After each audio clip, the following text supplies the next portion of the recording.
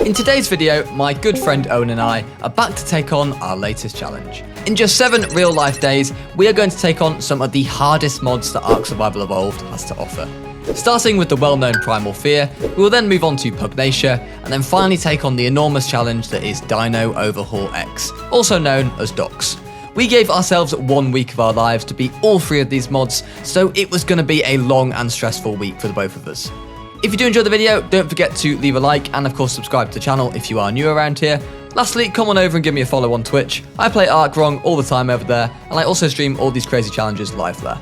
Also, remember to check out Owen's POV of this challenge, linked in the description. Enjoy the video, guys.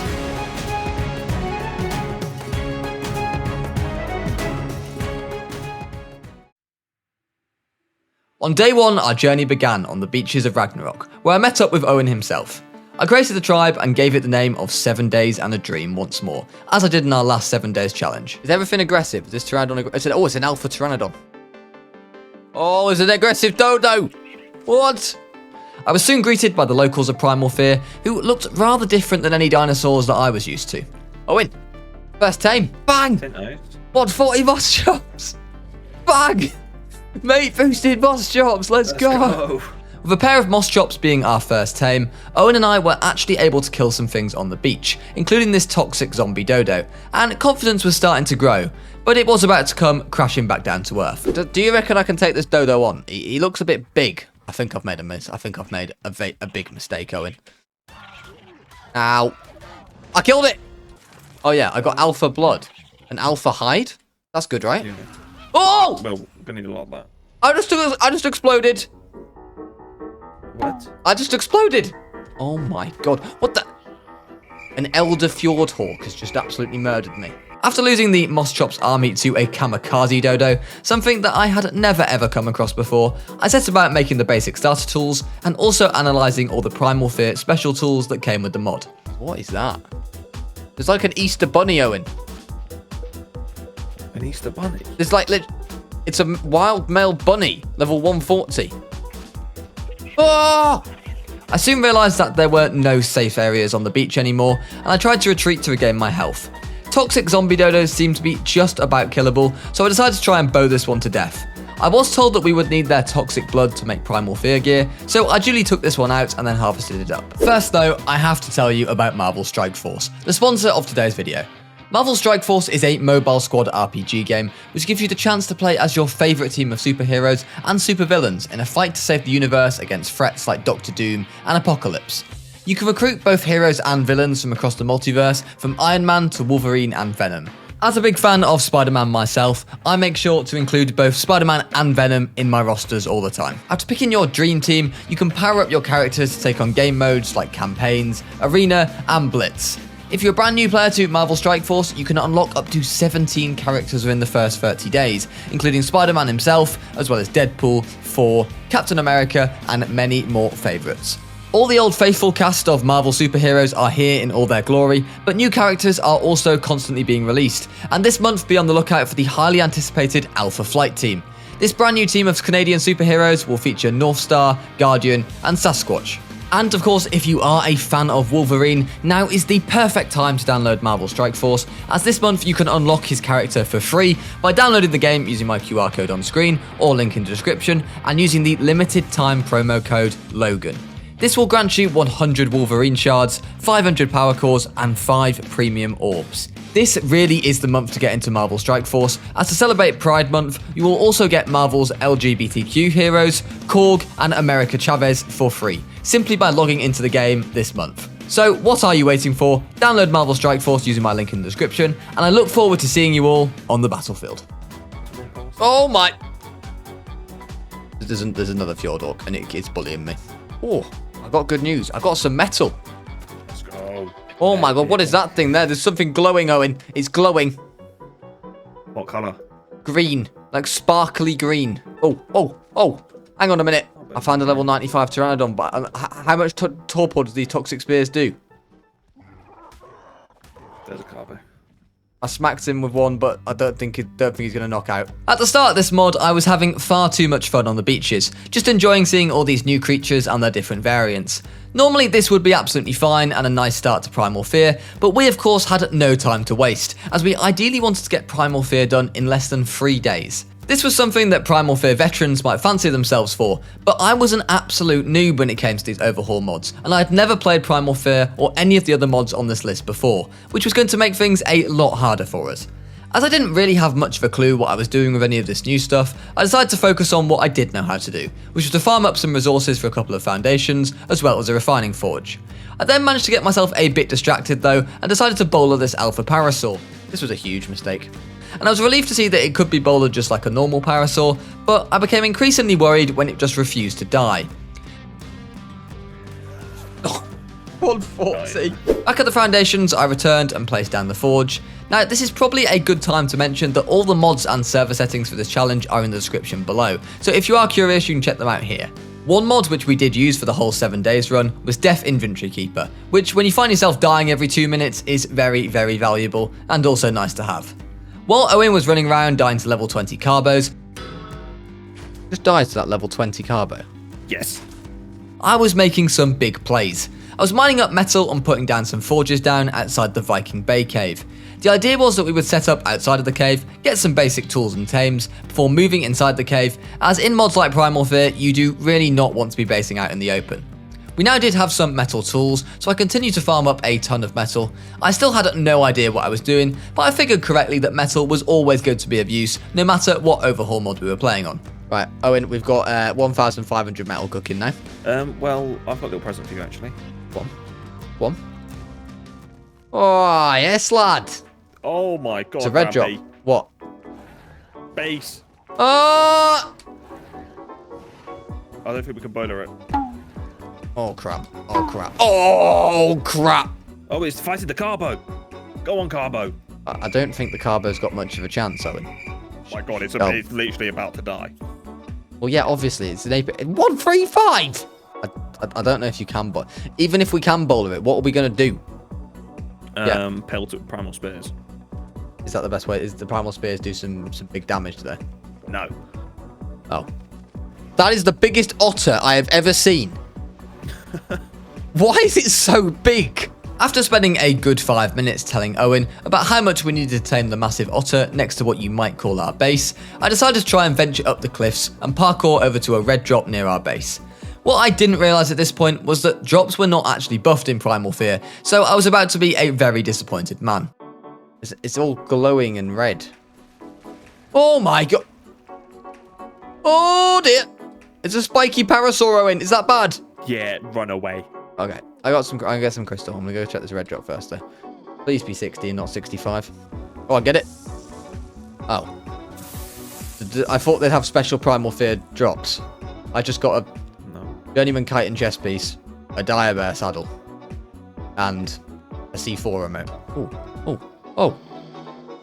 Oh, God. Oh, that's it. With some crystal retrieved, I bowlered a level 130 Pteranodon, which landed nearby. I managed to knock it out using my Primal Spear. While that tamed, I made up some soul balls, and then continued to look at the engrams that Primal Fear had added into the game, such as a toxic narcotic. Primal Pike, Owen. That was what Nat said. That's what we need, a Primal Pike. Yeah, okay, that sounds like a good idea. I feel like a Primal Pike's good.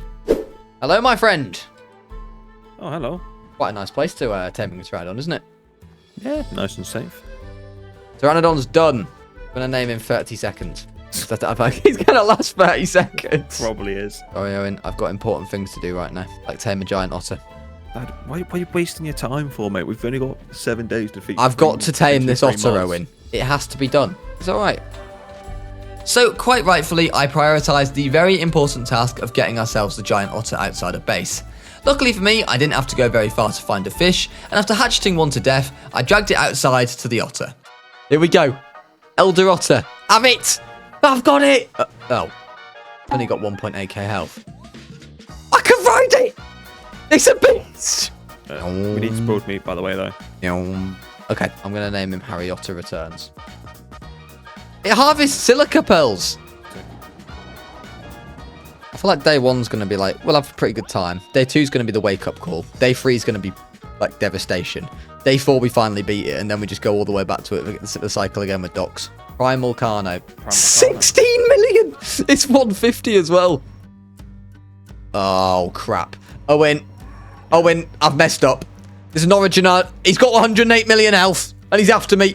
With the power of flight, I was enjoying going around the map and seeing the crazy range of creatures with their ridiculous sums of health. I also left in search of some obsidian, which I did manage to find.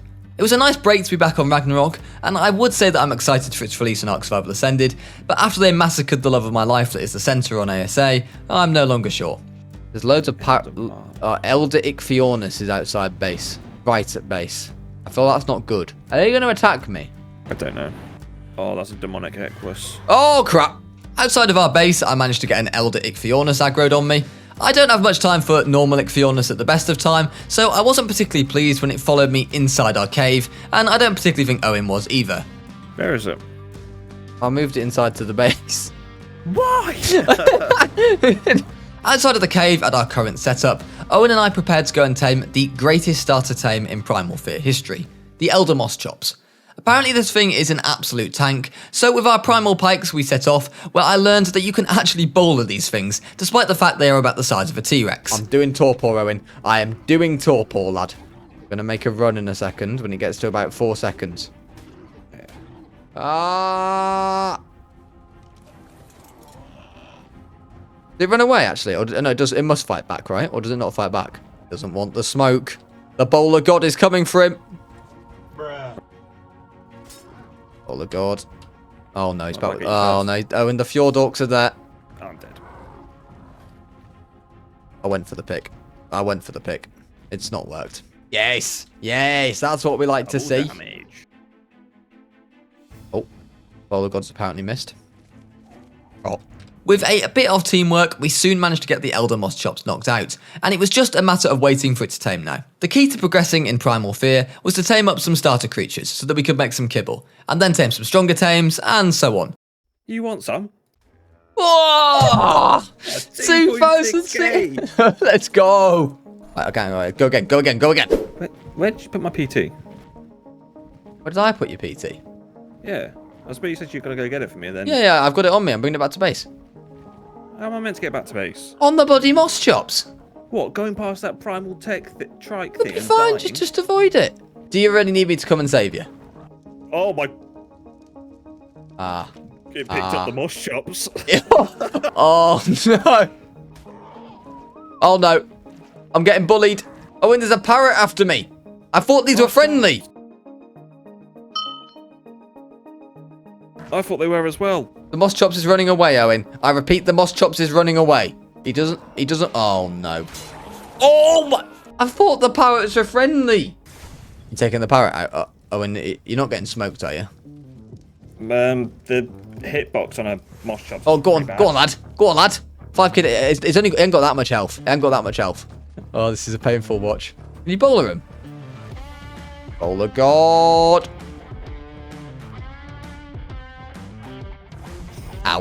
Ow. Burning. Repeat burning. Repeat burning. Mate, this thing's it's only got 40k health left. Got it. Look in the moss shops for a second. Yeah.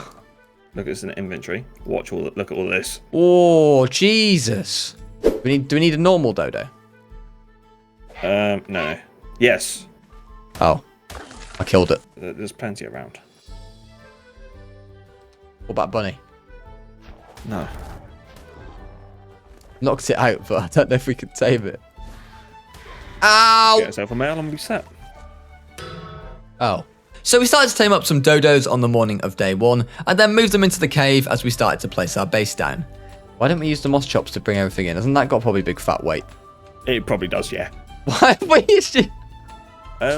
was just concerned about the It's got 15k weight! Inside the cave, we unlocked some engrams that we would need, such as stone foundation, and also the Primal Fear refining forge, which was a lot better than the standard one, and as we were going to need plenty of metal, we made a few of these and placed them down. I then took the otter out for a rather risky spin in the ocean, as I needed some oil, but also some silica pearls. There was some kind of massive Primal Fear Megalodon nearby, as well as various Eurypterids, but I did manage to luckily get out alive with the goods secured. Oh god, the beast is on me. At base, it was time to now go up a gear and tech ourselves out a little bit. I made us up a fabricator and then some electronics so that I could make a generator. After making up the generator, I placed it down inside base, alongside a bed. Ow! Ow! Oh crap!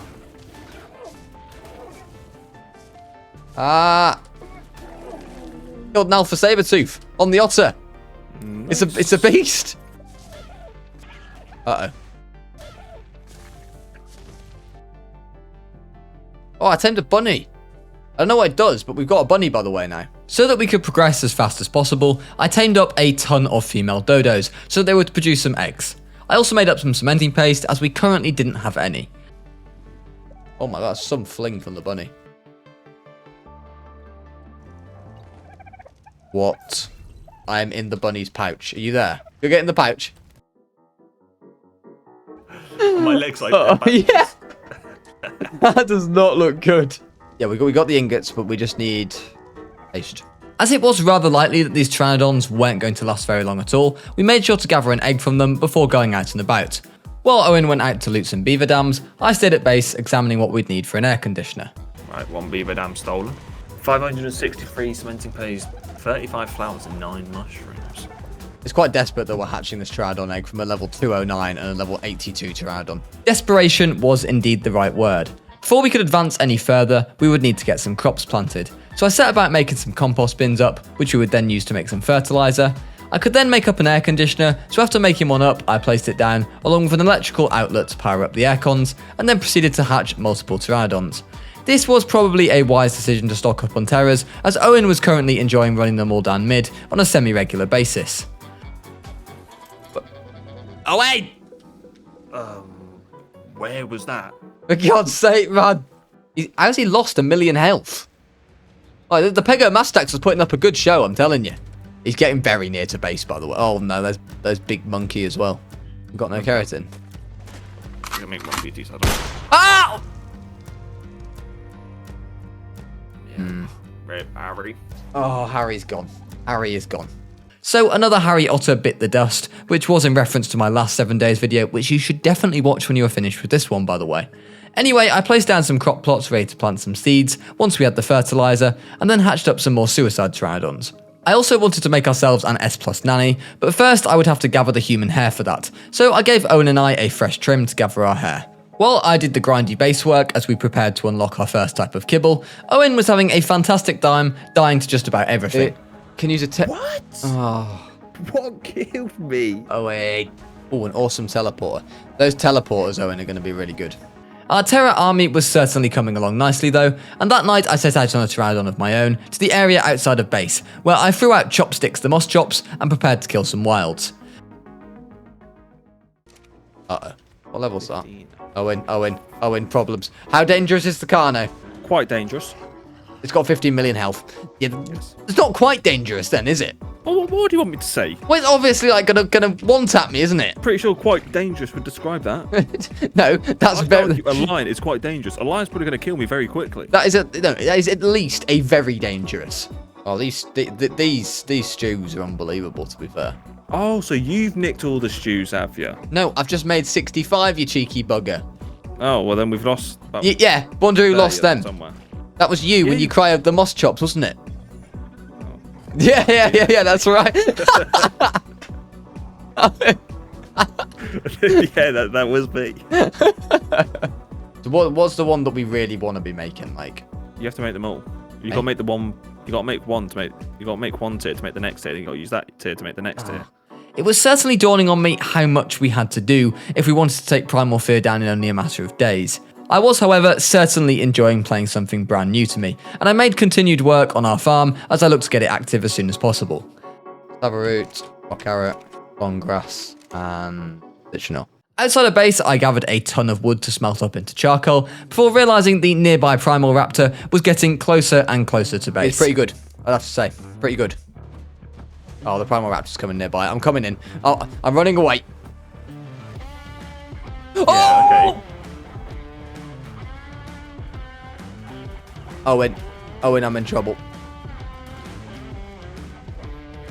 I'm faster than it. To be honest with you, I actually thought it was going to do a load more than 6k damage. I know it's still a lot. Well. Oh my god. What? How much? I just got 14,000 oil from the basilisk. It couldn't keep up. It was like struggling to keep up, like the numbers, you know, and it was like generated. Where's that monkey? Oh crap, he's there. As I unlocked every kibble that Primal Fear had to offer, we had now finally gathered the resources to make our first special type of kibble, which was toxic kibble. Unsurprisingly, this would give us the ability to tame toxic creatures.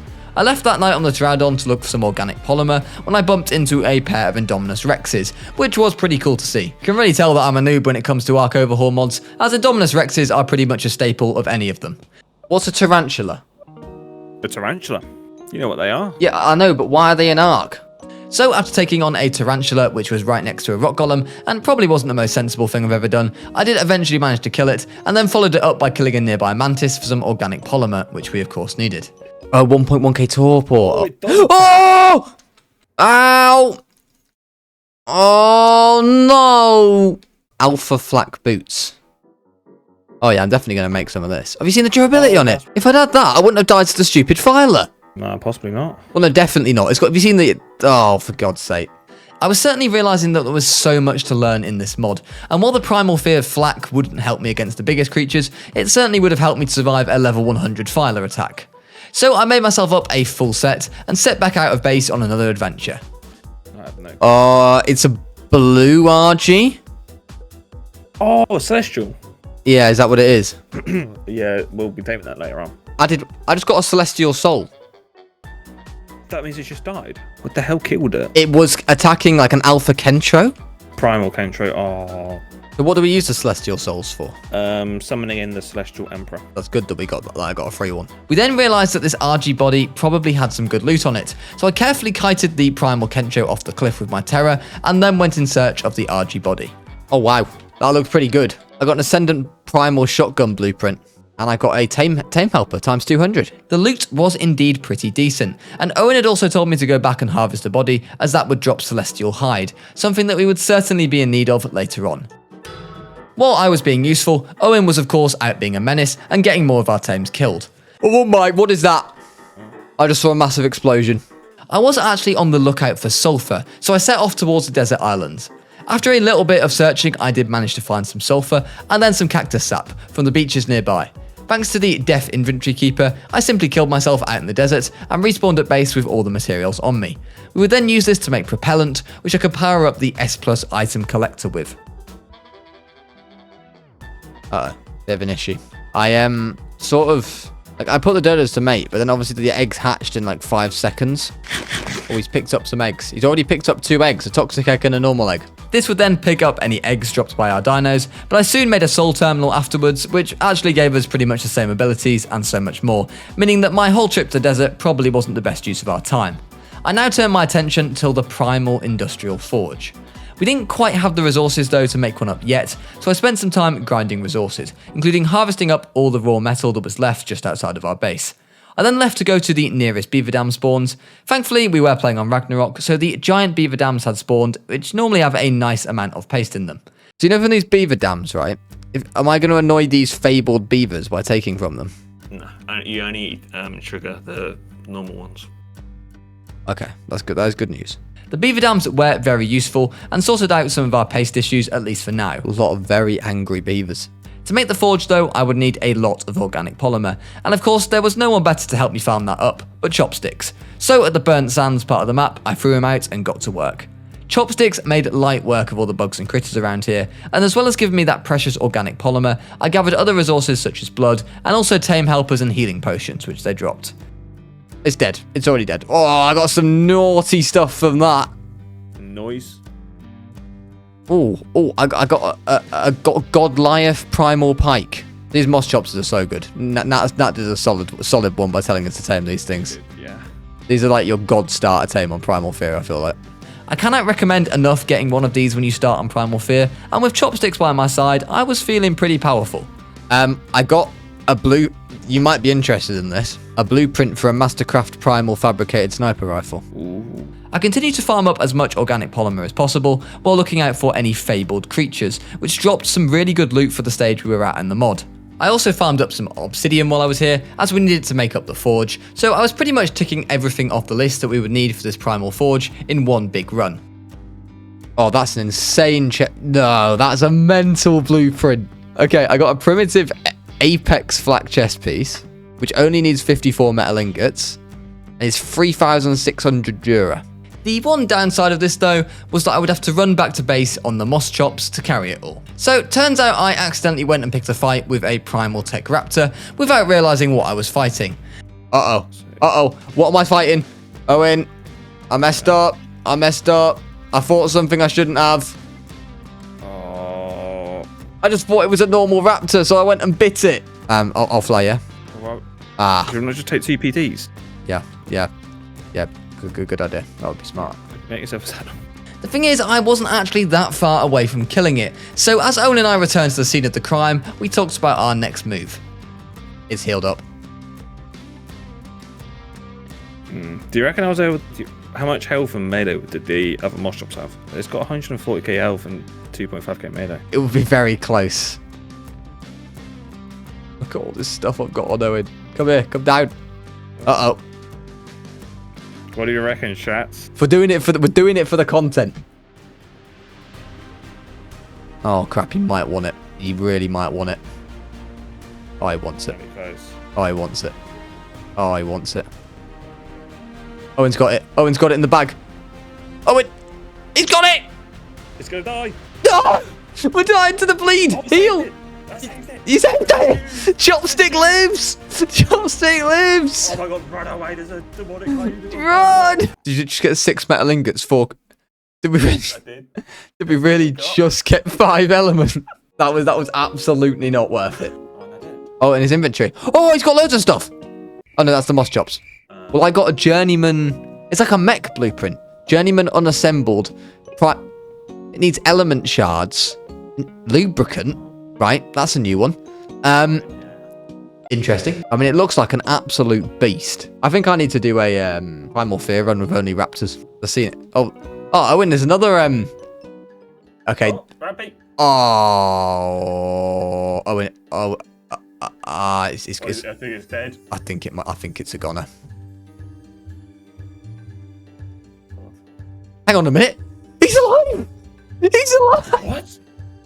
Oh no, the bleed might be killing it. Save it! Come on, chopsticks! Get out of there! Nat's saying I need to ball it up now. I balled it. Chopsticks lives again. To see another day. Let's go. I need you to come back, Owen, because now we've got to get Chopsticks' bag back on him again. So somehow Chopsticks lived on to fight another battle. Not quite sure how many more of these close calls he can take, but for now he was still alive. We loaded up with all the resources I'd farmed up at the burnt sands, and then headed back to base via the beaver dams. Right. So what I'll do is I'll go here, make them all a bit angry at me, yeah? Yeah. Oh, that's very angry. And then you smoke them. Oh, there's a mini dam here as well. Right, can you just protect me from the beavers quickly, please? Owen. Yep, that's good protection service. What the hell's that? Up the beach. I think I found it. Body. I checked the inventory first.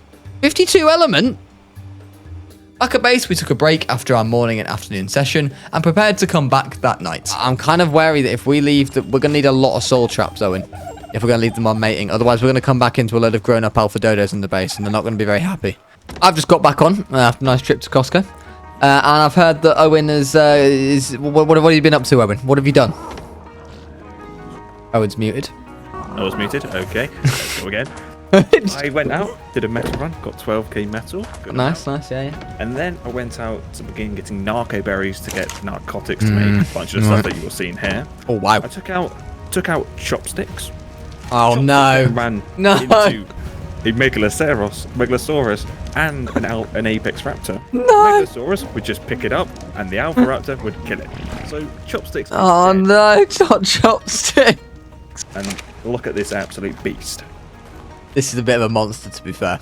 This is 260k health. Yeah, I went a bit mad on the health on that one. Oh my god. Oh, fabricated pistol. Let's go. I remember you absolutely loved them, so I thought... What, me launching into a tirade against the fabricated pistol, saying I'd rather be hit by a bus? What are we wanting to tame with elemental kibble? The parrots. One of the parrots. So now we got the kibble, we just go and knock out one of the parrots. Yep. The elemental kibble now made, we had to go and tame up some creatures of that level, so that we could continue our progress up the kibble tree. This was basically how to progress in Primal Fear in a nutshell, which as a noob was fairly easy to understand at least. First though, I got a little bit obsessed with killing this Primal Tech Raptor. 3k rare flowers? Super easy. Oh nice, okay. Much quicker than getting the rare mushrooms. Raptor's going down this time, Raptor's going down. What? What? It was one hit! It was one hit. Oh, he had it in the bag, and then I think the moss chops missed. The moss chops missed! The raptor was indeed one hit before it performed some evasive dodging performance act and absolutely murdered me. I wasn't about to take this though, and I went back on another Elder Moss Chops to take it down. This time I did just about manage to get the job done before it killed me. Right, we got a parrot. Oh crap. I've got the big boy raptor after me. I returned to the bag and looted the contents before popping some more Elder Moss Chops eggs down at base to hatch. With the Danny now made, it would mean that I could get some imprinted moss chops, which was a pretty little nice bonus to have. I also repaired all my armor before using an EXP potion on one of the new moss chops. We did now have a couple of caustic parrots also, so I decided to make up some saddles for them and take one of them out for a spin to see how powerful they were. We had heard that they were meant to be pretty good tames, so I decided to go and test it out. I wouldn't say that the parrot was exactly weak. The fact it had the ability to attack from long range was of course pretty great, but it was pretty clear that as we continued our way up the tame ladder, it would soon become pretty obsolete. It keeps it trapped. Nice. Oh yeah, it's really OP. Oh, this is ridiculously OP. Oh, a fabled Brachiosaurus's 112k health. This is perfect. Oh, I've just basically, long story short, I've looted a journeyman primal fabricated sniper with higher damage than one we have, and it's like half the price. Anyway, back at base, I threw the parrot back out and set them on mating so that we could continue to mate up more in case we needed some more females. I then took out our newly tamed Bronto outside of base to gather up some berries, which I used to make some special Primal Fear healing potions. These are so important in the mid to late game, so you always want to have a couple of these on hand. I then finally made up an awesome teleporter, which is such a good mod to have in this 7 days challenge, and would help us a lot when it came to just saving general time. Okay, oh yeah, so you have. If you just always carry an awesome teleporter on you, you can just TP back to base from anywhere. Yeah. How good is this Primal Industrial for? Oh wow, it is very good, isn't it? Basically, as soon as we split off earlier, I went to the metal run instantly, and before I even went for my actual dinner, it was already melted. Yeah. All 6k of it. With the Primal Industrial Forge now crafted and placed down, and some awesome teleporters, we were really starting to make some good progress, and we were of course still on day one. I'm doing it. I am now. Oh god, ow. Rampy's on fire. I went to go and have a look around the map for something else to tame that would actually be of use to us at this point, and eventually stumbled across this fire featherlight. Despite setting me on fire, with the help of my primal sniper rifle, I was able to KO it from range, and I raced up to its body with some demonic kibble and got ready to tame it. Quickly it became my favourite tame. The moment I rode these things, I knew that Pteranodons were now absolutely useless, and back at base I popped an EXP potion on it, and I couldn't believe the stats that I was able to get on this thing. Not only was it an absolute speed demon, but it also had a good amount of health for a flyer, so I had to go about and do some testing in battle. Ark Griffin. Oh wow. Turns out it was pretty great, and I had a lot of fun with this fire featherlight. I even ended up taking a Titanosaur on with it, taking it down with relative ease. I then met up with Owen, who was taming another fire featherlight, so that we could get some eggs for them for the kibble tree. And back at base, there was an Alpha Indominus Rex that needed to go down. Unfortunately, it didn't really give anything of note once killed, but it was still pretty cool to say we took an Indominus Rex down, and to be honest, I was just having far too much fun on this thing to care. While this was happening, Owen had gone and placed down some awesome teleporters down at some of the easier artifacts on Ragnarok. You would need a lot of artifacts to complete this mod, as each world boss would require one to summon it in, and we were going to need to kill a lot of world bosses, so we wanted to start gathering them ahead of time. I then took a fabled stego with the featherlight and had a rather unfortunate incident while losing its bag. Better than that. Unfortunate. Oh my god. Owen. I have found a rather cheeky level 135 fabled Anki. Oh, knock it out. We were now up to the fabled Kibble tier, so when I found this Anki nearby base, I just had to get it. I knocked out the Anki, fed it a tame helper, and it tamed up instantly. Back at base, I made a saddle and prepared to go and try it out. It did not disappoint. Oh! It's filthy. It is filthy. I'm getting about 5k metal from the rich ones. Just bring us down. Oh yeah, it's richer than rich. It's beautiful. So as we began to get close to the end of day 1, Owen and I did the metal run of all metal runs, so that we could fill up our primal industrial forge with as much metal as physically possible, which you could then smelt with overnight. The Anki does 30,000 damage a hit. Wow, it's a bit of a beast. Ooh, I just got a Goliath primal fabricated sniper rifle. Not that we really had a shortage of metal at this point, but we didn't want to be left short. With the metal unloaded back at base, I took a moment to admire it all before setting back off with my featherlight back to the canyon area once again. You know this demonic parasaur, right? Yeah. It could just go like boom and I could be dead in a second, right? Yes. Yes. Demonics are deadly. You don't want to mess with a demonic. One of the best areas of Ragnarok. My god, I really hope Wildcard don't mess this map up in ASA. I then took my first celestial creature out with my featherlight. Celestials were pretty powerful if used right, so I didn't want to get hit by the celestial Argy's attack. He's down. He's dead. Nice. We would need to kill a lot of celestials before we can complete this mod, as they drop celestial souls, which we would then need to summon in the endgame bosses. With the celestial RG down, I left the desert where I would find myself a female fabled Anki, so that we could get some fabled eggs to continue advance through the Kibble tree. Oh no. No!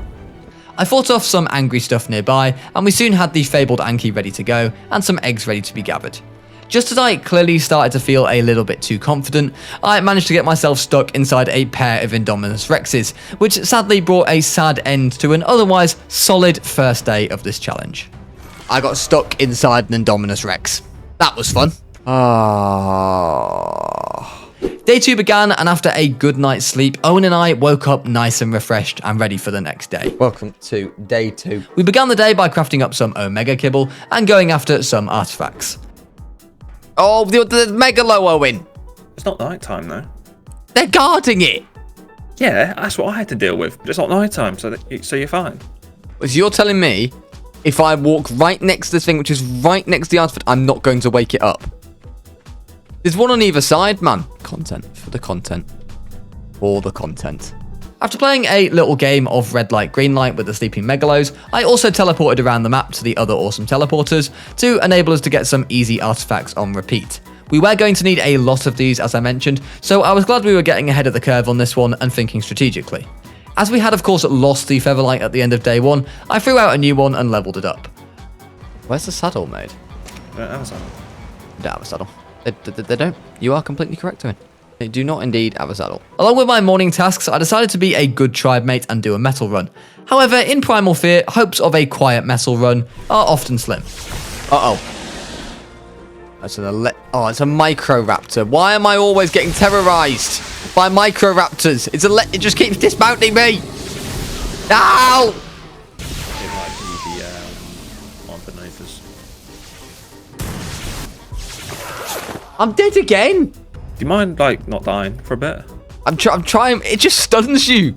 The electric Megaraptor was bullying me so hard at this point that I ended up unlocking bunk beds and placing one down in base so that I would actually have somewhere to spawn. They have bosses before it. Megaraptor's going down. Oh! In an attempt to take this thing down, I had to make sure that all my very best armor was on and repaired. And then I went back hoping to finally be able to complete a metal run in peace. Oh, please, guys. It's unconscious. The Megaraptor is dead. The greatest challenge of my Primal Fear journey so far. With the Mega Raptor finally down, me and my dear fabled Anki could finally enjoy a metal run in peace. And there was something very satisfying about smashing a ton of rocks over and over, and seeing these crazy harvesting numbers, and also killing a rock elemental with an Anki was pretty satisfying as well. Back at base with our metal unloaded, it was time to make our first demonic kibble. With the kibble made, the first creature we had in mind was a demonic Mesopithecus. It was actually a pretty easy tame also, as we just flew in the air on our featherlights and shot down at it with our primal fabricated sniper rifles before diving down to the ground as it knocked out and put some demonic kibble on it. And bang! It's here! Let's go! Let's see some of this DPS then, shall we? 1,000. Oh my god! Can we take on origin creatures now with this? Yeah, as long as you stay far enough away. It doesn't do friendly fire damage. Should we check? Please kill me. That is very good news. Large experience potion, medium experience potion. Oh yeah. I've got 5 million health now. Ow! What about this primal Textego? He's going down, isn't he? Oh wow. Oh, he's getting shredded.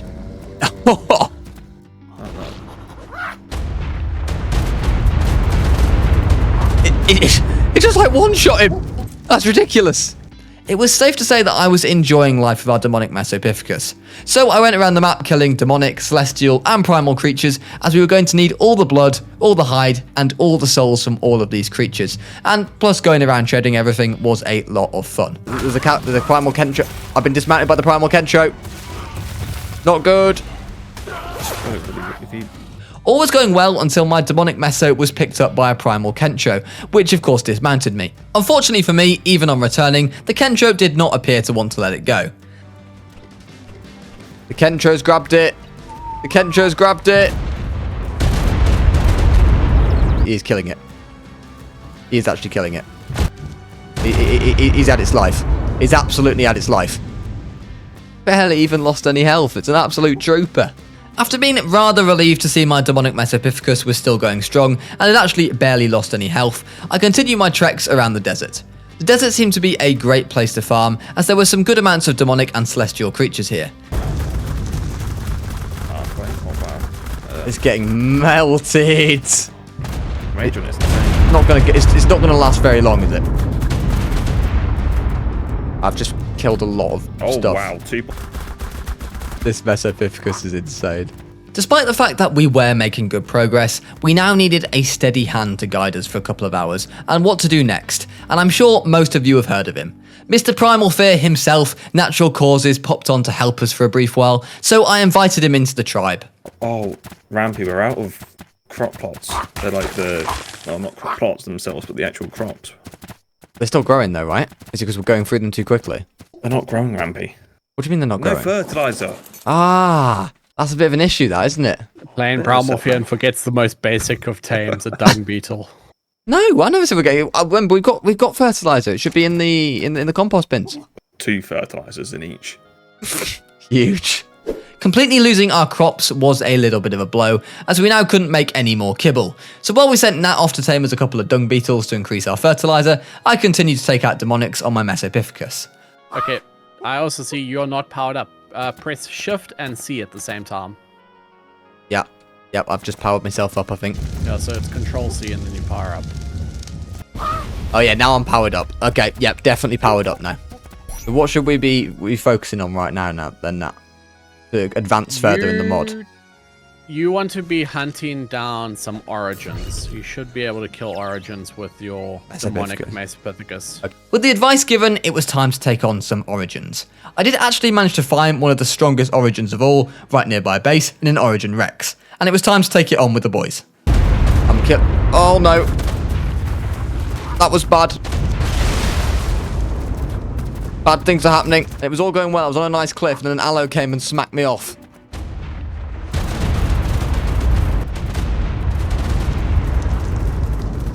I can barely see through all this fire. That's the only problem. Okay. With all our monkeys, the Origin Rex went down rather quickly, with the right-click attack doing some serious splash damage. Oh, I see it. It's on a cliff. Oh. You're struggling to get this body back. Yeah. Nice, lads. Nice. Quality effort. The loot bag did drop in a rather unfortunate position, but after getting a grapple, I did manage to grapple up and gather the loot. But that's a 3,500 armor. An Origin Raptor was next on our list, and we found a 135 nearby. With less health than the Rex, this one went down just as smoothly. Origin creatures also gave you tech engrams and element, which was a really nice benefit to killing them, as we desperately wanted some S+ tech transmitters so that we could track down creatures on all corners of the map. Oh, hang on. Did you get the bag? I just saw the bag on the floor. I've left the loot in that. That was a bit silly, wasn't it? Why'd you do that? Because the loot's not that good. You never know when you could need it, right? It's a loot bug, you are. I am. You hoard everything. Look at your inventory. Yeah, my inventory is horrific. Absolutely terrifying. So, this was us for quite a few hours on day 2. We went around killing all the Origin creatures, such as this Origin Carno, as all of these Origin creatures would need to be killed something like 4 times each to complete this mod. So, killing the ones that you found in the wild was an important thing to do to save your tributes that you would otherwise use spawning them in. So the way I've always sort of seen it is Celestials are kind of like supports and Demonics are like DPS. Okay. Because your Celestials, they can like ground targets. If we actually had like a Celestial Griffin going against the Origin Wyvern, you can just ground it and then we can just kill it. On the hunt for more Origins, I went to the Wyvern Scar, hoping to find myself an Origin Wyvern, but sadly had no luck. So instead I killed all the current Wyverns that I could find in the Scar, which was half for the purpose of getting a new one to spawn and hoping one was an Origin Wyvern, and half because I was enjoying burning through an entire Wyvern Scar on my Featherlight. Matt, do you know how to enable breeding for demonic creatures? I do. The game uses the settings under the Primal Fear heading. You have breeding, demonic breeding equal true, and celestial breeding equal true, and spirit breeding equal true. How the hell do you know that off the top of your head? He's played these mods enough times. A lot. I've hosted very many servers. We can make the Wyvern. Okay, I can make it in here. After we couldn't find an Origin Wyvern, we ended up resorting to making one, but first I decided to do an artifact run, which got some artifacts which I normally got, such as the Immune, the Cunning, and the Strong. Some of the easiest artifacts to get on Rag. Do we summon it in base? Go for it. That won't go badly at all. So I've just got it in my inventory now, so I can just press it anywhere and it will summon, basically. Yes, just not in here, please. Well, it'll be quite good content there. Back at base, I made up the tribute, and we prepared to take on the Origin Wyvern. After making the smart decision not to spawn the Origin Wyvern inside our base, I spawned it outside our base and me and the boys went to work. As was expected, this thing was a little bit annoying to fight, as it proceeded to fly around us in circles and it was pretty difficult to hit at times. Hi. It's dead. So we need to do it again. Well, we're going to have to do it many times, so it's okay. With the Wyvern taken down, we turned our attention to the other Origins. We'd have to take all of them down multiple times, so while we had Nat with us, it made sense to take them down as many times as possible, as when we have Nat here, we would have 3 people here, meaning we would get an extra tribute, and it would just lower the grind a tad. We were soon flying through the Origins, taking out everything from the Kairuku, the Dire Bear, to a Spino, which all dropped us an Origin Soul and an Origin tribute of their specific creature. Yep. Have an Argy. Where's he gone? Oh, Rampy. Right, have a penguin.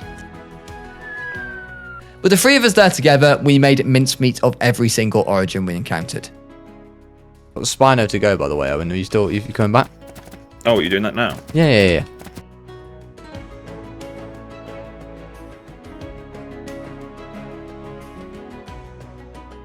And a max experience potion. Oh, that's not bad. This also allowed us to amass a nice sum of element, and we made up a replicator and then 5 tech transmitters so that we could track creatures across the map.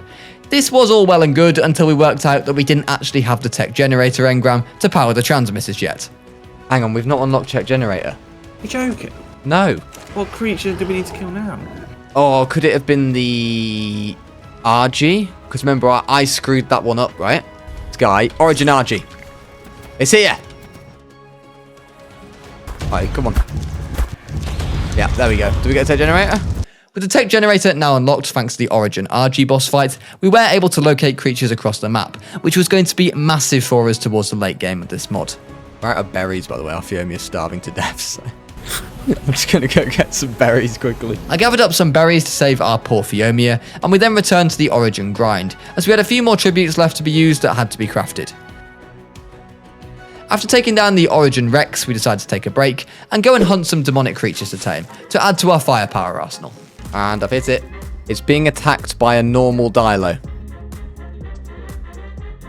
Demonic Parasaur is running and it is out. After hitting it with one of the Primal Fear special arrows, all I had to do was wait for the inevitable knockout of the Demonic Parasaur, which was our latest demonic tame that we had successfully tamed. Those placement of the beds are terrible because I'm stuck in a fridge.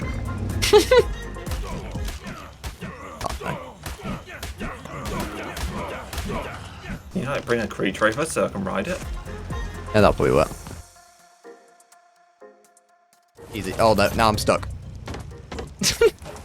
I'm stuck behind the preserve. Nat is absolutely disgusted at this Rampy and Owen base right here. To be fair, it's the biggest base I've ever seen from Rampy. So. Right, 2 XP. I put them on, Owen. I put the potions on. Right, I've got the Indom. Right, I'm ready for me to spawn it in? Yep. Yeah. Right, go.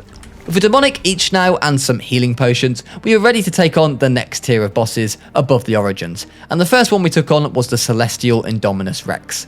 This fight went pretty well, although I can't claim to know what was happening most of the time, as our screens were just full of fire and blue fire. But we made it pretty short work of the Indom, and we were soon well and truly in the mid-game of Primal Fear, and making some pretty good progress. So, but between the two of you, maybe I could chat this. Who's the good one and who's the evil one? It's a good question. It's a very good question. I would say that Owen is the good one and I'm the evil one. Okay. Okay. Do you have answered our question? Here you go. I'm missing the content, man. What have I got? Oh my god. You get this. Ooh. Oh, okay. I needed that helmet, to be fair. Right, so this we should have taken the. Was this from the bodies, Nat, of the Celestials? This is from the bodies. You get a full set. The most overpowered item you can get is you get from the Celestial Indominus Emperor. I won't tell you what it does, but it's a sword. When you get the sword, go out on foot. See what havoc you can cause. Okay. All right. With Nat's words of wisdom ringing in our ears, he dipped for the evening and left Owen and I to fend for ourselves. Spawned it, Owen. Oh! Get it.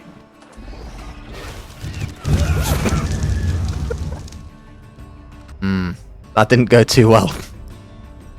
That did not go too well, did it? Ooh. What? Ooh, I have an idea. I can shoot off the back of my Parasaur. I can shoot off the back of my Mesopithecus. We're good. Then we'll do that then. Yeah. Ow! Owen, is he invisible for me or what? Is it chasing me? No, it's chasing me. Okay. No! Oh, if it burrows, I think the torpor stops. No, it's not. I've got eyes on it. And I've lost it. I've lost it again. It's out. Unfortunately, we didn't get off to the greatest of starts. With a demonic Reaper Empress now tamed up, even if we did lose our demonic Parasaur in the process, we were doing pretty good, as these are some of the best tames in the game, so we decided to spawn another one in and tame that one also. Kill me. The good old suicide. It's burrowed. What? It's still, Torpor's still going up. Okay. It's back up. Is the torpor still rising? Looks to be. That's the most important part. Yeah, Torpor looks like it's still right. It just keeps burrowing and then coming back up. It's like it's digging some tunnels or something. The second demonic Reaper Empress soon passed out, and things were going pretty well until some Rampy nonsense happened as usual when I found a second Primal Kentro. Oh god. Oh god. Just kill it.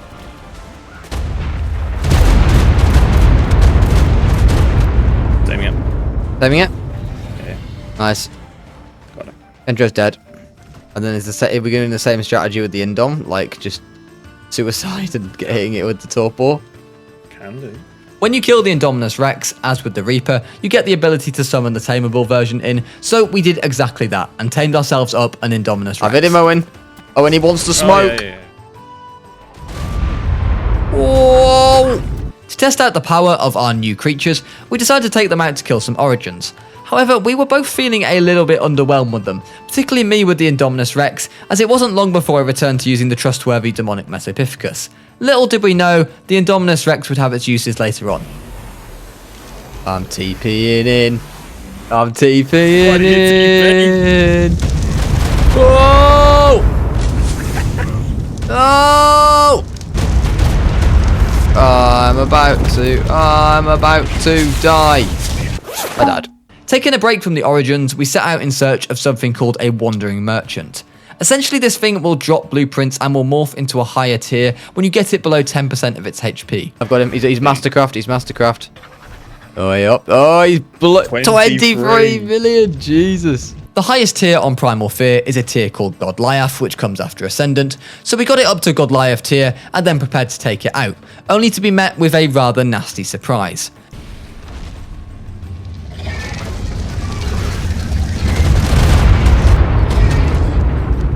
Oh! Bad news.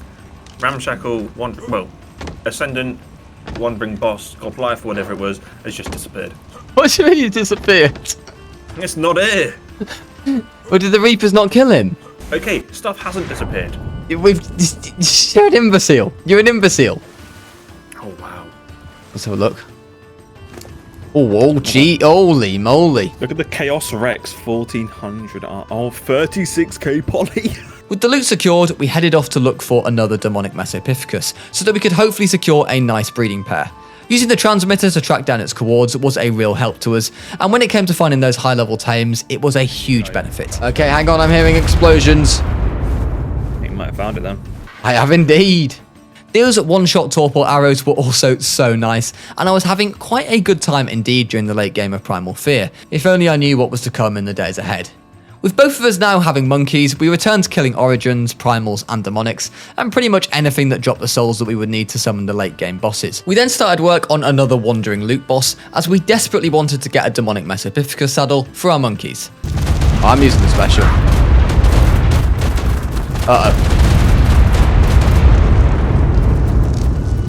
I might have underestimated the special, Owen. You think? After accidentally one-shotting the wandering loot boss with the special attack, we were forced to find another one. Luckily, we didn't have to go far, as there was one literally right next door, so Owen on his Reaper this time, we gradually increased the level of the boss by bringing it down to 10% of its health each time, and then when it got to the Goliath tier, we took it out once and for all. There we go. Dead? Yeah. Oh my god, my PC can't catch up. My game's just still shaking. Yep, so's mine. Numbers, the pure numbers. And this loot boss happened to have exactly what we were looking for, which was the blueprint for our demonic Mesopithecus, which given the fact these are endgame tames, was going to come in very, very handy. We then went to a nearby cave where we spent what felt like hours spawning in Origin boss after Origin boss for their tribute trophies, which we would require for the endgame bosses. By this point, the grind was certainly starting to become a little bit tiresome, but we still had so much to go. All we had left at this point was a grind, so we just had to embrace it and keep on going, even if our screens were on fire half the time. After killing a ton of Origins, we returned to base to use the tributes to make up a couple of Reaper Empresses and Indom Rexes, before, you guessed it, making even more Origin tributes. Ascendant demonic boots. Oh, Rampy. I'm dead. Oh no. Alpha Rapt. Kill it. It's dying. Dead. We took out a quick Reaper Empress boss before doing a little artifact run, as we were starting to get low on artifacts. Oh, Celestial Ice Wyvern. Oh! I died? Still not sure what on earth killed me there, but oh well. It was now time to take on our next boss on Primal Fear, the Chaos Guardian. Good old natural causes did warn us that we may have some issues with the Chaos Guardians, but as we kept moving on our monkeys, the Chaos Guardian was essentially a very tanky wyvern, and while it was slightly annoying to fight due to the fact that it loved to run circles around us, it wasn't too long until it was on the verge of death's door. Let's go! Next up though, we had to fight the Spirit Guardian. We quickly realised that this was the Guardian that Nat had been referring to, not the last one. It had one attack in particular that did a ridiculous amount of damage and was almost certain to one-shot you basically any time. It was clear that we needed a change of strategy, and that is where the Indoms and Reapers came in.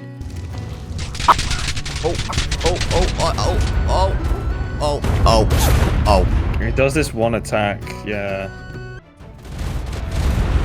Maybe that one. Oh my god, DCL's gonna die. That worked though. Is it grounded? Stuck on the ground, yeah. While the first send-in didn't exactly quite go to plan, it was clear that this was the way to do it. The Indominus Rex, you see, had an attack that would land the Spirit Guardian, and while we would still have to absolutely watch out for its attack, it was pretty clear that this was the way to do it. The Reaper Empress with its decreased damage, and the Indom with its landing ability, made it by far the best way to take this thing out. Despite having the strategy nailed down to a T, as we finished the Spirit Guardian off, it had one final blow to deal. 30. Oh, he's down. The dream team. Oh no, I'm losing health now. No, not now. No, I'm gonna die. Oh. I'm dying. I'm dying. Health. I died. I died.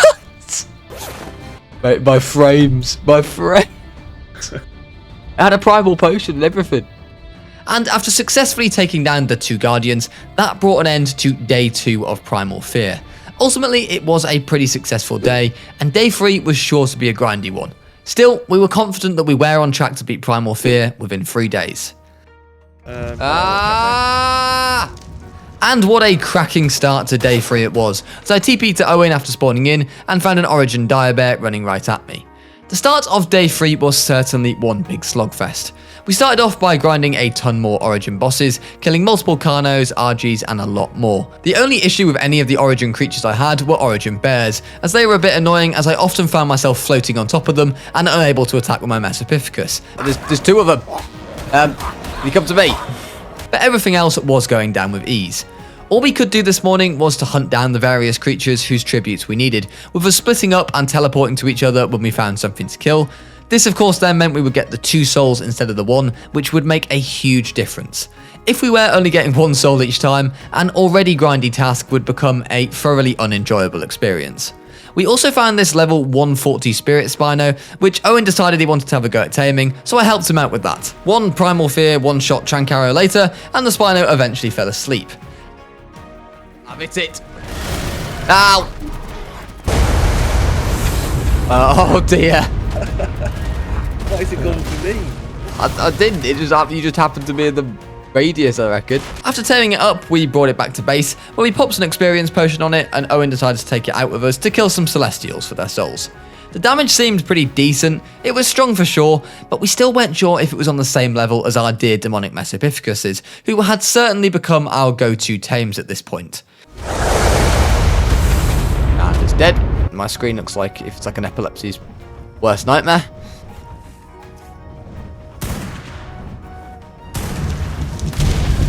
Ow! I spent some time knocking out a Celestial Argentavis, which is because we needed some Celestial eggs. And this was a little bit more complicated than I was hoping for, and I even ended up dying to a Poison Wyvern at one point and having to respawn. Eventually though, I did get it knocked out and tamed up, and back at base it was time to craft up the summoning tributes for our next wave of bosses. After doing so, we headed out to the desert to take them on. He's in. He's in. Oh. Unfortunately for us, upon summoning Pickon in, he decided that he was going to head off and get some breakfast, and soon disappeared out of render distance, not to be seen anytime soon. So we had to change plans. Right now, I've got an idea. On the Featherlight. Come back here and we'll take Nova on instead. No, wait, what now? Yeah, well, Pickon's gone, hasn't he? It's not like he's getting involved. He's going to come back down and we're fighting 2 at once. He's not going to come back down. He's gone. He's gone to Mackey's. He's not coming back anytime soon.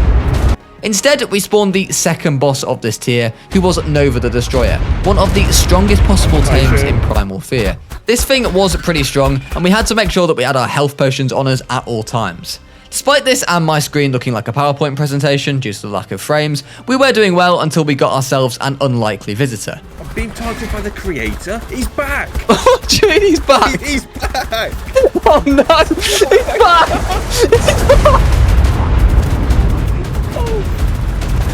What is happening? It's not ideal. What's he doing?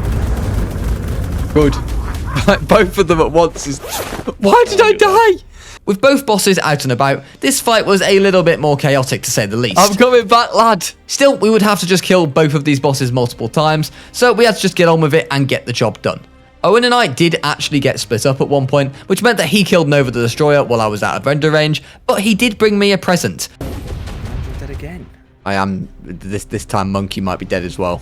Almost there. Ow. Ow. Whoa. What's this? Fallen demonic monkey.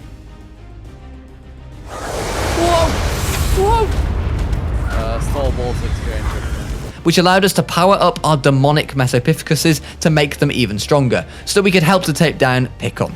And that extra damage was certainly coming in handy with Picon the Creator, as he possessed an enormous 1.1 billion health. He certainly wasn't going to go down easily or quickly. Oh. Okay. Oh, I'm dead. I'm dead. I'm dead. He also possessed a rather annoying attack that often seemed to be killing me off my monkey. Come on, this is it. Oh, the frames. He's dead. Oh, I got the stuff and then died. What just happened? Yeah, I got the Creator Soul and the Celestial Ascension item. Should have gotten the whole after, yeah. Let's go, Texu. With Picon and Nova down, we had to fight them all over again. And then again. Of course, we did have our very own Picon and Nova now after taking them down, so it was time to try them out. Click. You've just TP'd me, you sausage. After summoning Nova in once more, Owen and I went into battle while he rode as Nova and I rode Picon. Despite possessing an enormous amount of health, Picon's damage was pretty poor, which in my mind made him kind of useless. I soon found myself cryoing him up and using my fallen demonic Mesopithecus once more instead. And with Owen riding his Nova and me my Meso, we took down Nova once more before going straight into summoning Picon once more. Quite why you have to defeat all these bosses so many times is a little bit confusing, but that is just how the mod works, I'm afraid. If we were solo, it would have made this even worse, as we would only be getting 1 trophy instead of 2. Taking a quick break from the Picon and Nova farming, we turned our attention towards the Colossus bosses, which were essentially the King Titans on steroids, and we know how I feel about the King Titan from our last 7 days video. But we weren't quite ready to take on those yet, as first, we had to kill a few more Novas and Picons. Oh my god. Oh my. Frames. Owen, I'm at the desert plat. He sent me halfway across the desert. Oh, I'm dead. Monkey up yet. Monkey's dead. Yeah, but you didn't have a saddle, lad. I've got a 700 armor saddle. You went in without a saddle. What on earth did you expect? You're on the parasol. And Owen's dead again. This was, I believe, the last time we had to fight Nova, and despite Owen doing his best efforts to sabotage our last run, we did eventually manage to get Nova down once more, and we celebrated by going straight into another Picon fight. Oh, it's going down. It's going down. Yeah, it did. Ow, I'm dying. It's gone. Stop killing me. It's dead. Wow. Ow, I died. How you dying, man? You what, sorry? How'd you die, man? The aftershock. Fight's over. Yeah, I know, but he left his stench about. Just so you know, we don't have enough feathers. We're out of feathers, by the way. The only one we can actually do is the fire Colossus, because we don't have the feathers of anything else. Have we just murdered our own caustic parrots for feathers? Yep. After Owen committed murder on some of our parrots for feathers, I popped off to the desert with our Celestial Griffin to farm up the remaining feathers that we would need for the Titans. Luckily, this didn't take too long, and back at base we crafted up the tributes for the Titans and were soon ready to go. With our Novas prepared for battle, we prepared to take on the Ice Colossus as our first boss, for what would now be the final stretch of Primal Fear. So yeah, this Ice Titan had an attack which dismounted you, and then sent his minions after you. A really fun time. Alright, lad. Hit it. He's got 2.3 billion. Yes. Look at the damage. Oh, wow. That is some good damage.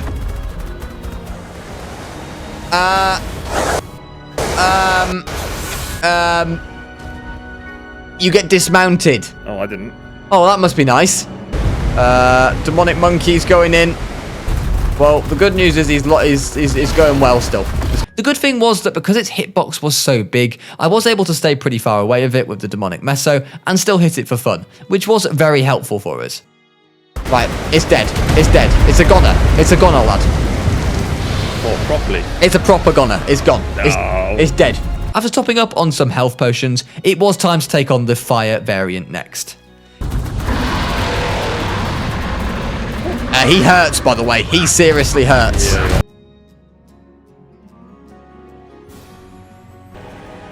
Cannonball!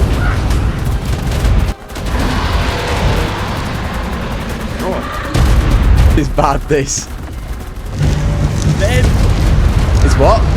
Dead. It's dead. Yep. Oh, hang on. Sorry. PC's just catching up. This lag is horrific. What is this? Right, should we go on to the next one?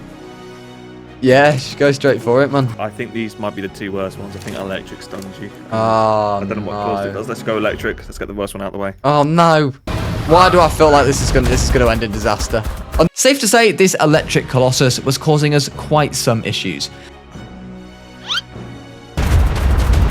I am doing some serious heat though. I'm cooking. I'm all. You've been cooked. I've been cooked. I'm stunned. Did I cryo it? Did I cryo it? I shot it just as it killed me. No, it's still here. Oh. I'm trying to take it away. It's got 5 million health. No, not me monkey. Please. Good luck with the job interview, Oh Dahlia. my god, it's almost dead. 140k. 30k. Monkey! Monkey! Dead. No!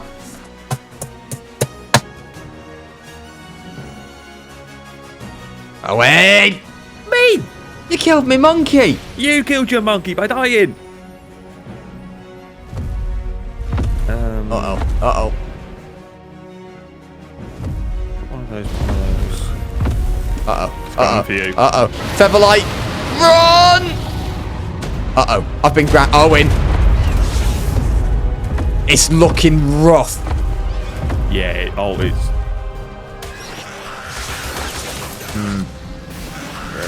Run! But luckily for us, we did have quite the amount of tames to run down mid. So that is exactly what our strategy became. At least, that was going to be our strategy before we came up with a master plan.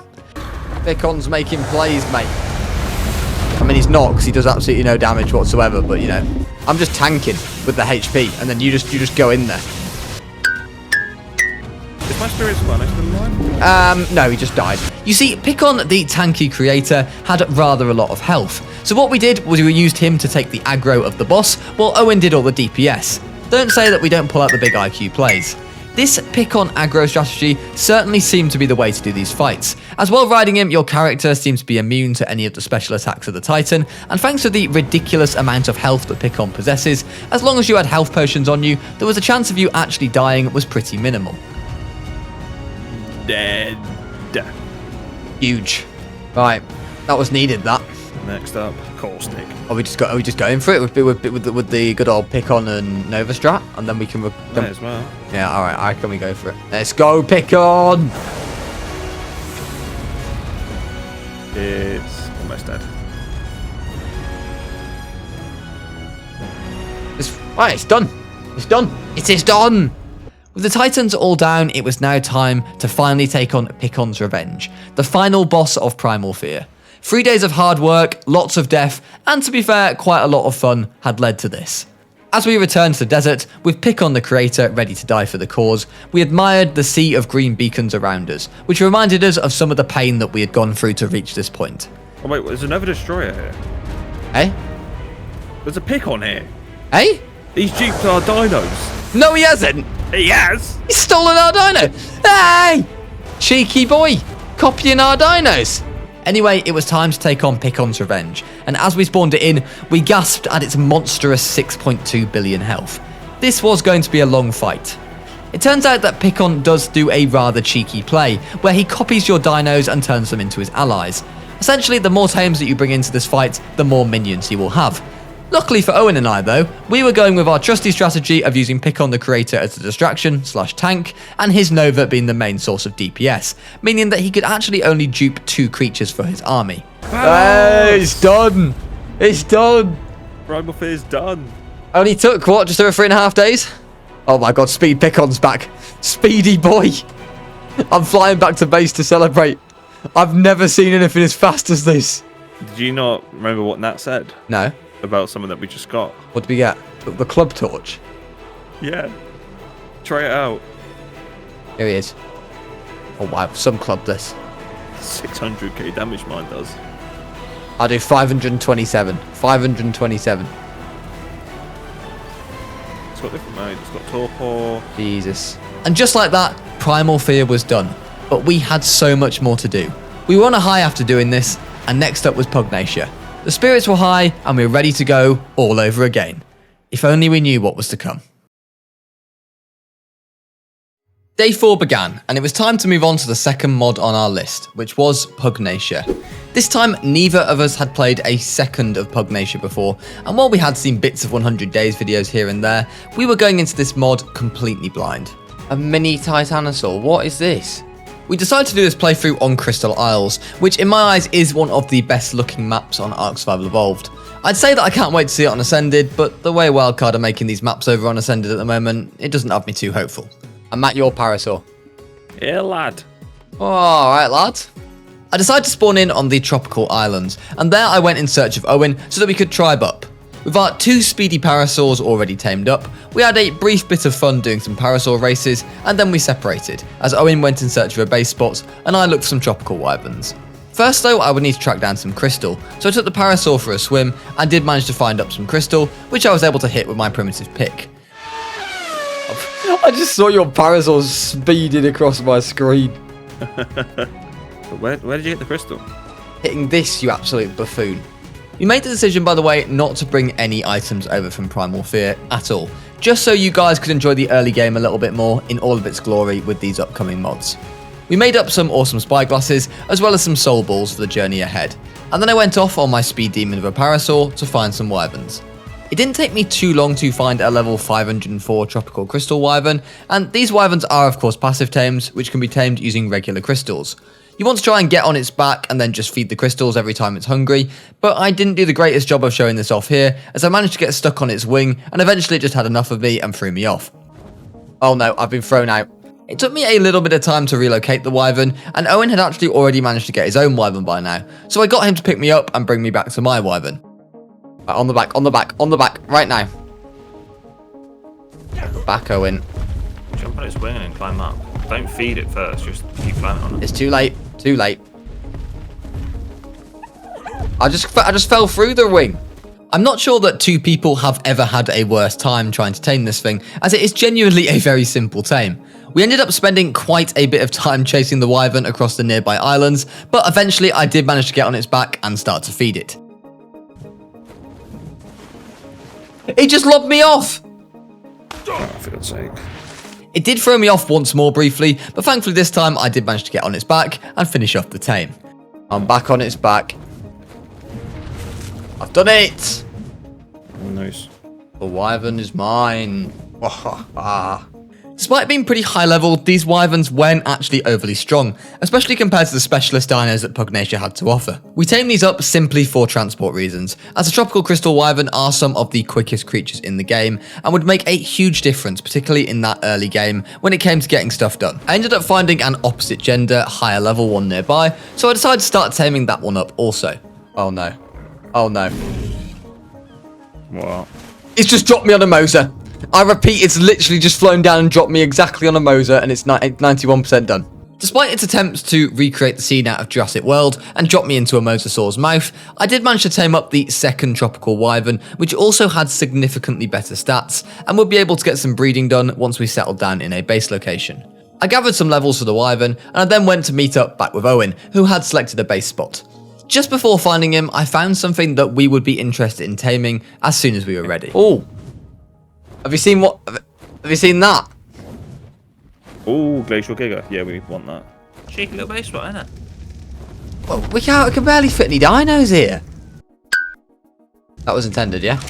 Yeah. Owen had selected a base spot on a cliff nearby to the Glacial Giga, and we started to get some roots down, such as foundations, beds, and a ton of refining forges, plus a smithy. While Owen did some base work, I went off on the wyvern to do some exploring and gather some resources. I took a trip to the snow biome where I gathered some oil, some obsidian, and lastly some crystal. 4.5 million elf. Huh. Bit scary that, lad. Hang on, a Pugnacia mech. 300k. What is this? With the resources retrieved, I headed back to base, where I found a conflagrant Spino in the river nearby us. Beneath. Yeah, like right next to our base, there's a max level one of those fire Spinos. Oh. Well, we'll get that as well. Now, natural causes had told us that these were a great starter tame for Pugnacia, so we decided to go after it. First though, we would have to make some special Pugnacia darts, so we set about gathering the resources for those. We were certainly going to need a lot of metal, and at this point we certainly wished that we had allowed ourselves to bring over materials from Primal Fear, but alas, we chose to prioritise the content for you guys. After a little bit of a wait, we finally had the resources to make some of those darts, and we made them up and then popped down with them to knock out the Spino. I've hit it, Owen, I've hit it. It's torpor running, it's torpor running. It's out, it's out. With the Spino knocked out, it soon tamed up, but we sensibly did the smart thing and decided to go straight for the opposite gender before taking it out to try it out, so that we could of course get some fertilised Spino eggs before any unfortunate accidents happened. Luckily for us, we did find a high level male nearby, so we were making some pretty good progress. Mate, what are we cooking? We are cooking. We are indeed.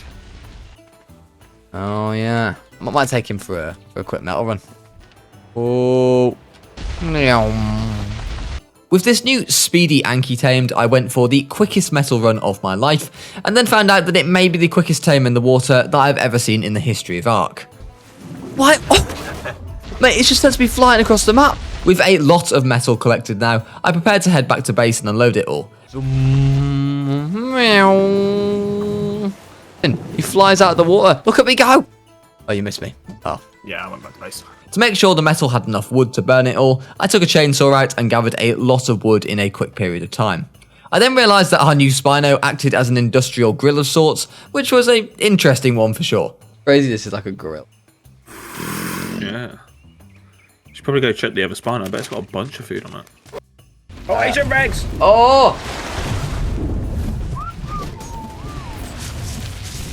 Run! An ancient Rex was actually what we needed to kill to be able to tame the Glacial Gigas. So after getting the Spino just out alive, we returned to base where we began to make them all up so that we could get imprinted Spinos to take on the ancient Rex with. Oh, it's fully grown. Ah. With a pair of mate-boosted Spinos sorted, we decided to test our strength out by taking on a Titanosaur, who just had a casual 1.7 million health. The results were pretty great, and we were pretty confident now that we were probably in a position to take on an ancient Rex. Oh, and there's a nest. Oh, I got found a Magmasaur egg. With the ancient Rex down, we were now in a position to tame some Glacial Gigas, which were a fair bit stronger than the Spinos that we had just tamed, who were soon about to be obsolete. We first took out one more ancient Rex though for some more kibble, and then got ready to tame the Glacial Giga. I'm on my Spino. Oh no! I hit my wyvern. No, you didn't. Oh no! 110k. Bad news. I've hit it. I've hit it. It wasn't one shot, Owen. I knocked it out when it's eating your wyvern. It's out. It's out. Your wyvern's alive. Have a cheeky kibble. Oh, it's done. Glacial Giga. Oh, good health. No saddle. Go back to base. The base we go. Yeah, I was giving you a bit of an ad. Owen. Not base. Where the hell did I teleport? After successfully taming the first Glacial Giga, we took the same caution first approach that we did with the Spinos, as we didn't want to take any risks and take it out for any adventures until we had secured a mate boost for it, and could pop out some more cheeky Glacial Giga eggs. Right, hang on a minute, hang on a minute, hang on a minute. Yeah. There's a penguin with a DJ box. What?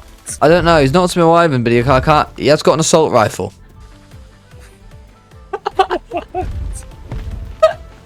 Go on, lad. Tune. He's got some headphones on. Right, Owen. Are we going to tame Dubstep Pengu? What does it need? Ah! Oh. He's broken all my armor in one shot and just killed me. I'm coming back. Got it.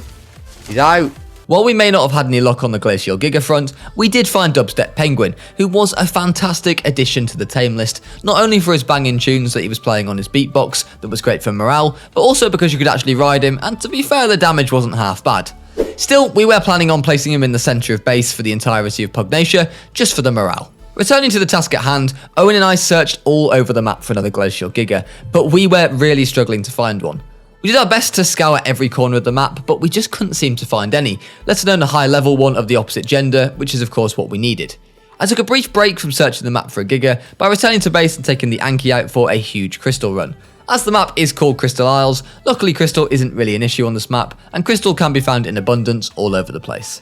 One of the reasons that we needed this crystal is because we wanted to make ourselves a tech replicator and some transmitters, so that we could track down some creatures using their exact coords. We didn't quite have enough yet though to make everything we needed, so we left to the ice biome to go into the bubbles that Crystal Isles has. Found a max level massive otter. But the problem is I can't find a fish. These places are fantastic for farming black pearls, and you can actually just pick them up with your hands, which is pretty neat to be honest. Oh no, no. I made it. With the black pearls secured, we returned to base, before leaving once more as I needed to farm up some organic polymer from the snow biome. So off I set on the wyvern, and there I killed as many penguins as I possibly could, so that we had enough polymer to make the remaining transmitters and generators. Returning to base with the polymer, we now finally had all we needed to make the remaining tech items, and we could now finally see where the Glacial Gigas were spawning. Turns out they were spawning in areas that you would not expect them to, such as the Griffin Trench, which is in the middle of the desert, so we went off to go and try and tame one. Arriving at the Griffin Trench, I found a nice ledge to shoot from, but underestimated the power of the Glacial Giga. Ow, he's bit. Oh, well, that's me wyvern dead. He's just bit me through the mesh. Not sure that he actually did hit me through the mesh here, rather I think he used his snowstorm attack, so I think that one was on me. Anyway, while I was dying and respawning on the beach, Owen actually got the Glacial Giga knocked out, and we waited at base for some eggs to be produced so that we would have imprinted Glacial Gigas each. Once this was done, I of course had to take my new Giga out for a spin, and I was seriously impressed with its power. Overall, compared to Primal Fear, Pugnacia was so far proving to be a much more chilled out experience. Don't get me wrong, even with a Glacial Giga, we weren't able to storm through the mod just yet, but it already felt pretty powerful, and you couldn't blame us when we did have a huge 500k health, and we were doing well over 200k damage with our mate boost. With Glacial Gigas secured, it was now time to turn our attention to killing some Primevals, who were basically our first tier of boss that we had to kill using the mod. How much health is it? Oh, okay. Oh yeah. Oh, it already? Didn't even have time for my snowstorm attack, man. Where are we off next? The Manticore's nearby, I think. He can. Yeah, he can. Oh, he's out. Oh, he's out. He's out. Uh-oh. Are you good? Oh yeah. The Glacial Gigas, however, these Primevals did not stand a chance, and we soon had taken down the Broodmother, D.O.X, and a couple of Manticores for their tributes. Uh-oh. Zombie Sabretooth, man, really. I got bullied. Leave me alone. However, this clearly had us feeling a little bit too confident, and when we ran into this big moth boss later that day, we decided that we could probably take this thing on also. Owen, I think we don't have the facilities to kill this thing yet. So we ran away with our tail between our legs, but on the bright side, we did find a Primeval Indominus Rex to slay on our way. We continued to take on all the Primevals that day, as we would need the Primeval energy that they each dropped so that we could summon the Spinebreaker. We would need to kill a Spinebreaker first so we could tame our own Spinebreaker, which we would then have to use to take on the final bosses of Pugnacia. Hang on. Oh wait, I'm on the back! What would you do that for? I thought I would kill it in time. I've been sacrificed. It's disgusting. Right. Thank you very much. There certainly seemed a little bit less to do here compared to Primal Fear, for example, but we weren't complaining, and it made the mod a good starter one if you aren't too familiar with these Overhaul mods. To summon our new Spinebreaker now, we needed to do one thing: kill a wild Spinebreaker. We had never fought a Spinebreaker before, so we weren't exactly sure what we had in store for us. First we leveled up some new Gigas with our best stats, and then we prepared to head out and fight a Spinebreaker with a Glacial Giga army. We soon though realised that this was going to be a disastrous idea. Get in there, Gigsies. Get in there. Oh, we might be in trouble. Oh, we're in serious trouble. We're in serious trouble. Oh, Big Chungus is gone. So the main thing with the Spinebreaker you have to avoid is its big cloud bubble ball attack, which if you walk into it does an insane amount of damage, and this is exactly why our Giga army was decimated in seconds. So what, we're just going for the drive-bys, basically. Why are you almost dead? Ow! Oh my god! Ow! This fight was clearly going to be a difficult one, as if you got too close when it was doing its explosion attack, it was also not going to end too well for you. So with that in mind, on the advice of natural causes, we decided to try out the Pugnacia potions, in the hopes that it would make all the difference. Uh-oh. Oh, no, I've just put it to sleep! But instead, I just ended up feeding the wrong potion to my Giga and putting it to sleep.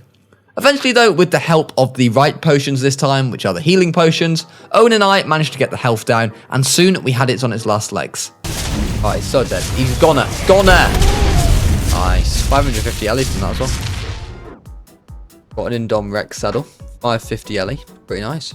Well, I put that Spinebreaker thing in, and I make the Spinebreaker sacrifice, right? While I surveyed the damage that the Spinebreaker fight had done to our Triblog, we contemplated what Primeval to tame, as to get our own Spinebreaker, we would have to kill a Primeval first. We ended up settling on the Dodo Rex. Hit it. Ow! Dublin's on fire. Smacked him. Ow, Dublin's in a bad way. Right, I'm ready now. Are you ready? Yes. I missed.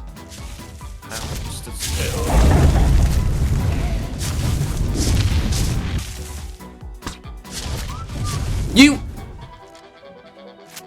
Owen! What? You just whistled the wyvern! Oh yeah, I was whistling my one. Yeah, well don't whistle all then! Thankfully for us, the Dodo Rex managed to get himself stuck in a mini cave of sorts, giving us a nice chance to knock it out. With the Dodo Rex tamed, it was now time to sacrifice it, while Dubstep Penguin raved in the background.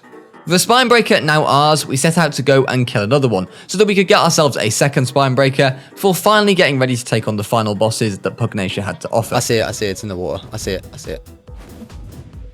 Is it right? It's right at the bottom. We're gonna have to drag it out. Owen decided that he was going to ride his Spinebreaker, so I went on the Glacial Giga. We had to try and drag the Spinebreaker out from its hibernation at the bottom of the ocean, but thankfully Glacial Gigas on Pugnacia are a lot better swimmers than regular Gigas on Ark, otherwise this wouldn't have gone too well. We did successfully lure the Spinebreaker to the surface, where we prepared to get ready to take it out. However, Owen clearly had different ideas, as he decided to go and ruin all the hard work we had just done by running our Spinebreaker down mid. At least an extra Glacial Giga was probably going to benefit us more, as it would give us that mate boost bonus, which was a big help, but it also raised the question of why we didn't do this in the first place. It took a little while to get this Spinebreaker's health down, especially because the moment you gave it a second to breathe, it would regen health at an absolutely rapid rate, which of course the problem being that we often found ourselves on the brink of death many times, so had to retreat. Oh, got stuck in the bubble.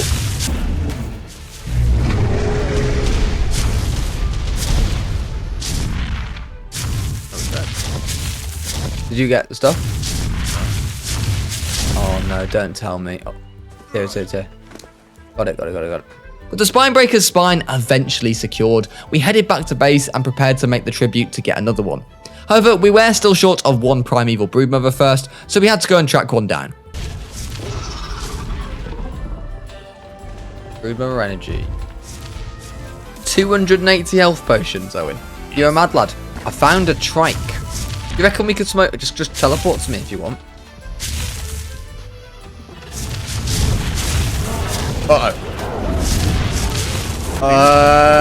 Despite the third trike boss being a little bit scary and doing some decent damage to our Gigas, with the help of our health potions that Owen had been grinding out, we did manage to take it out. My tech stuff is Ascendant Vulcan Gauntlets, Ascendant Vulcan Leggings.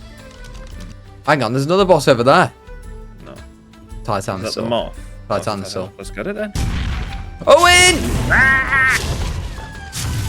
The elemental Titanosaur was the next world boss that we decided to have a go at killing, and despite having a good amount of health, it did go down quite easily.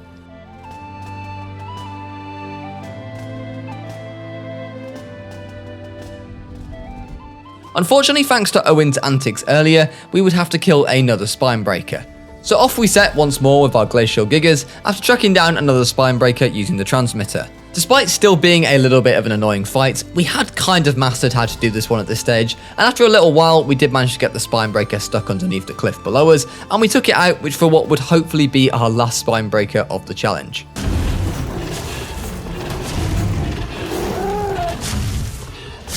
There it is. Oh, I've even got a gift for you, Owen. I can also do this. Okay, so what are we going for? There's a breed mother at 54.38.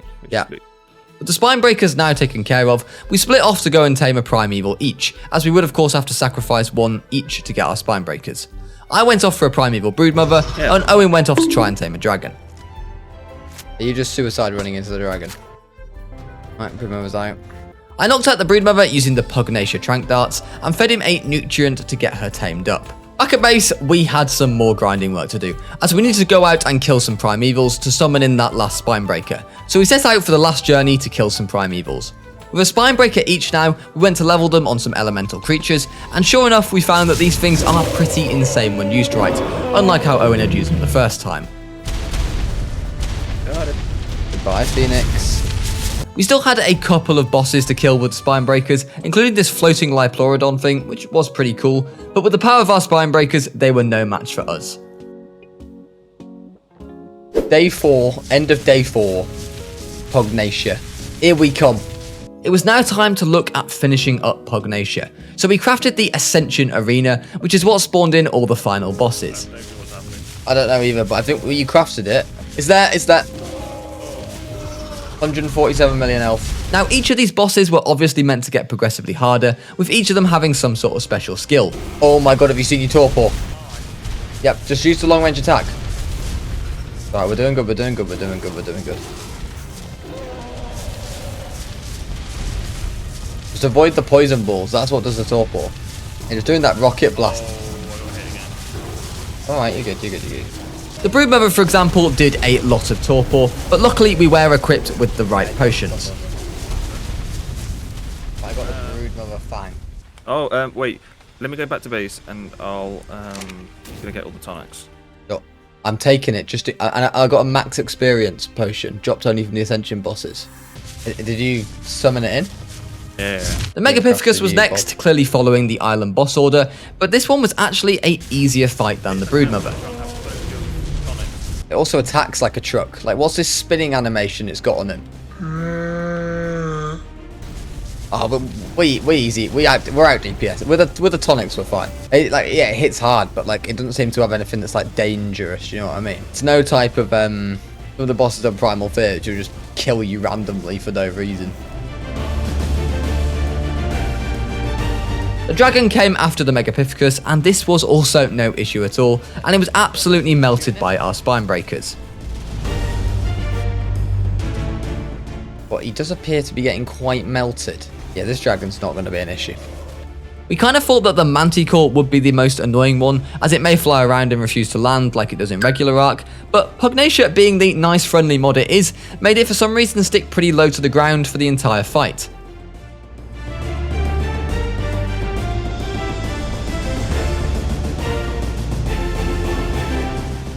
Serious DPS, to be fair, on serious health on those death worms. Bit of a beastly death worm. And he's dead. Right, this is the final boss. Get it, man. This is the hippo. You ready? Alright, wait for the hippo. Oh, he's angry. Oh, he's angry.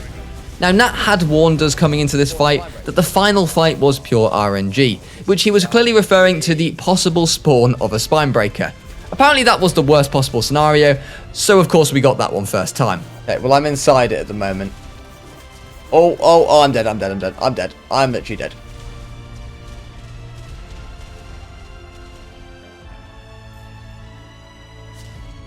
He spawned a spinebreaker which is on 91 million health. It's not great. I think we got some very bad RNG there. He's back! Should I go and get another spinebreaker as well? Okay, I'm going to go back to base then. But I'm guessing the minute we attack the spinebreaker, that one's going to come for us as well. He's going in. He's going in. Are they still not aggroed? Nope, they're still not aggroed. Luckily for us, despite spawning the spinebreaker, the hippo decided to wander away from its best chance of survival, and once Owen and I had cornered it on its own, there was no coming back for the final boss of Pugnacia. Hippo's 2/3. That spinebreaker comes over, we're in big trouble. Yeah, my health is going down very quickly. Alright, we're starting to get Primal Fear slideshow territory, to be honest, right now. Oh god, here we go.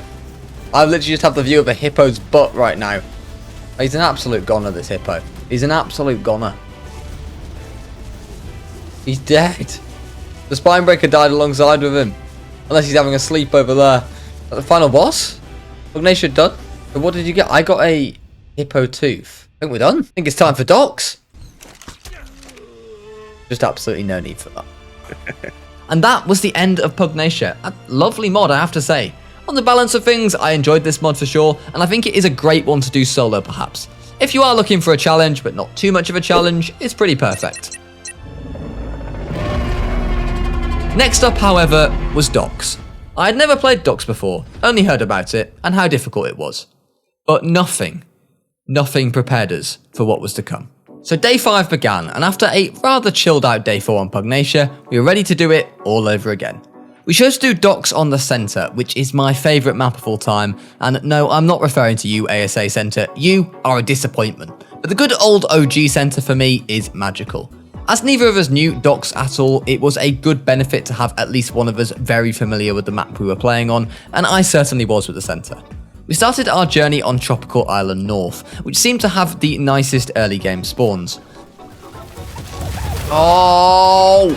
While a nearby Apex Carno wasn't ideal, as we soon discovered, it was going to be the least of our concern. And I'll say it straight out, this mod is the most unforgiving thing I have ever played in my history of video games. I took out some dilos nearby for some early game hide, and actually found that they had killed an Apex Aranio nearby, which had dropped us some pretty good loot. Oh! Mastercraft D.O.X Advanced Rifle, a Journeyman D.O.X Superior Bow, Further Travel, Quick Fire, even you can have this. The Apex creatures in general actually dropped some really solid early game loot, and it was so nice in the early game as we attempted to get geared up. Oh, you can boulder them, you can. He's dead, killed an Apex Dodo. I'm about to be back in the game as well, son.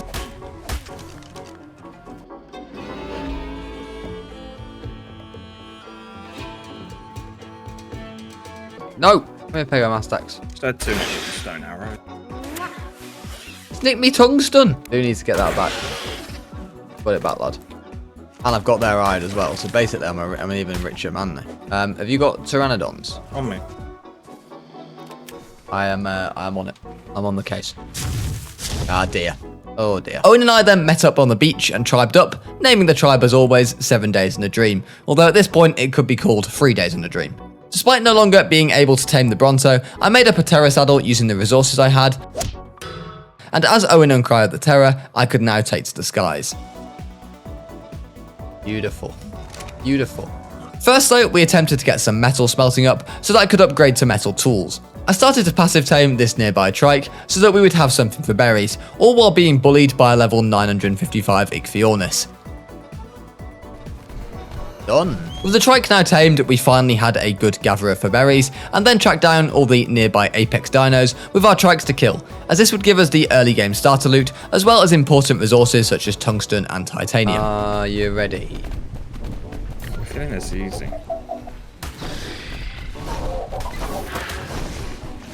We break rocks? Apparently so. But yeah. Yeah. No.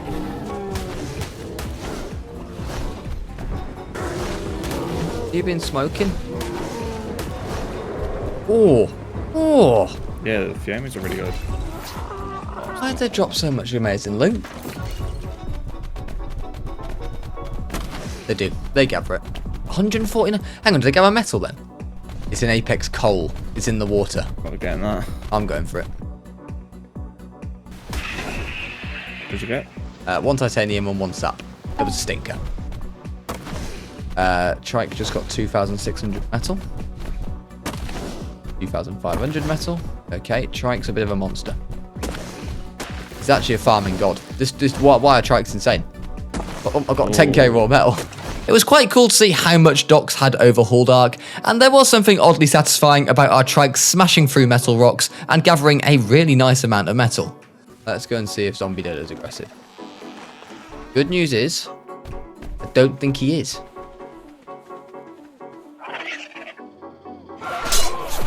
Bad news. Very bad news. Oh no. Dimorphodons don't leave you alone. Oh. base is a bit gone, Owen, and the trike's a bit dead. Oh. So after getting completely and utterly bullied off Tropical Island North, thanks to the spawn of that prime zombie dodo, Owen and I set off to find our base location, and I had just these spots in mind. You don't want to repeat those, This mod was quickly living up to its name, however, as the most brutal experience on Ark. Jungle South. Oh. Why? Why? I've just spawned, man. And without a flyer, I now set off to the Jungle North Bear Cave, where we were going to base. I am in the Bear Cave. Let me have a look. Are there any bears in it? No. Guess what, Owen? Is the cave bare, or is the cave got bears? Oh, no, it's got... you stole me joke, man. It's got bears in it. That's killing these bears. We do need to get rid of these bears. So you got any PT, lad? PT? Yeah, trike. No, try. Well, yeah, but if we could try and get up high on your PT and like pelt down at him. See what I'm saying?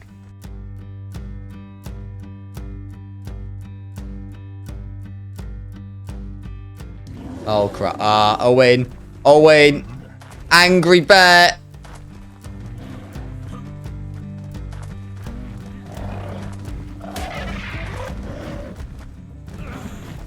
Still fat. What? Bleed. Through the gap. I know. They can't fit through here. Aha! Take that, fatty. Get off the pies. Oh crap. Oh crap. Ow!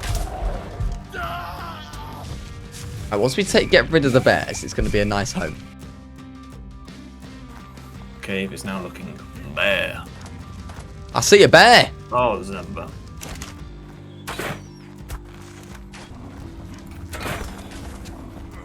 With the cave now bear free, I set off outside a base to look for a beaver dam to get some early game cementing paste. But once again, there's beavers, but there's no dams. Because these beavers don't seem to know what they're doing. Why do these lakes have tropical fish in them? Oh, the beavers really need to sort it out, I'm not going to lie, it's really poor. Why can't this hit me? As we couldn't find any beaver dams, we had to resort to making some cementing paste the old-fashioned way, so I killed an Anki and farmed up some keratin to make some paste with. Back at base, the bears were back again.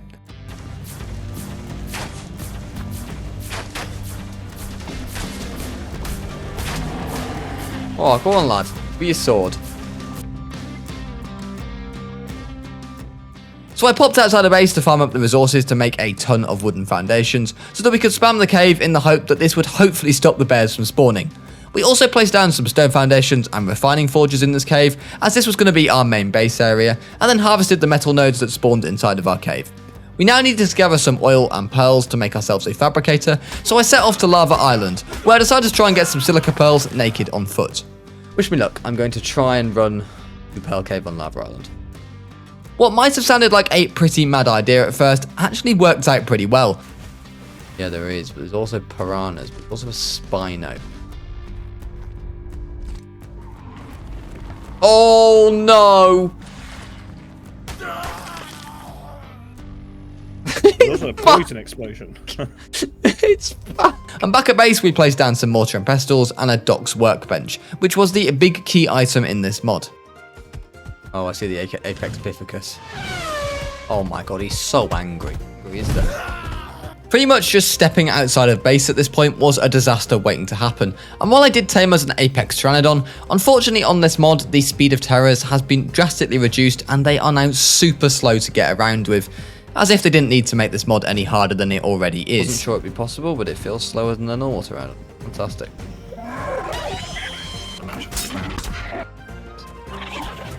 Nope, Apex Raptors can't be bothered. Fantastic.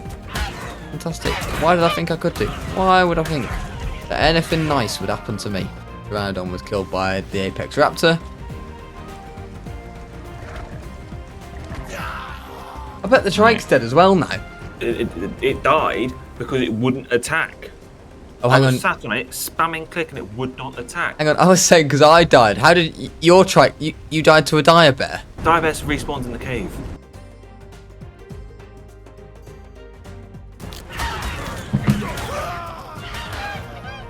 Oh.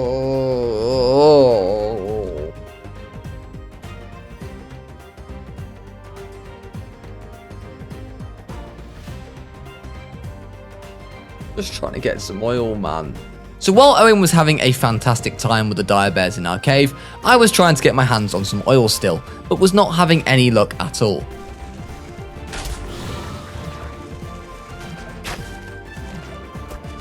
Oh, what a shot. What a shot. God, I can't begin to tell you how knocked out I am. How dead I am now. Unbelievable amounts of dead. Eventually, after a lot of dying, I decided to try and tame another trike, as we were going to need one for gathering resources once more, after our last ones were now dead. This pizza is absolutely massive. It doesn't fit on the plate. Bit of an issue. Mate, forget your pizza. We got worse news than that. Right, come on. More bears. What do you mean, more bears? While I was eating my pizza and having a great time doing this, Owen was running into a recurring issue back at base. While I left Owen to deal with the bears, I finished up taming the trike, got it some levels, and harvested up some resources. Unfortunately, despite my best efforts to avoid another bear murdering spree, upon my return to the cave, it was clear that Owen hadn't managed to clear out the bears yet, so I of course had to help him clear all of them, which let me tell you, took quite some time. Hang on. I might tame this. Oh no, okay, yeah, never mind. Oh crap. I'm crafting. Alright, dire bears, lads. Oh, they're coming. No, do not go in with your sword. No, come here.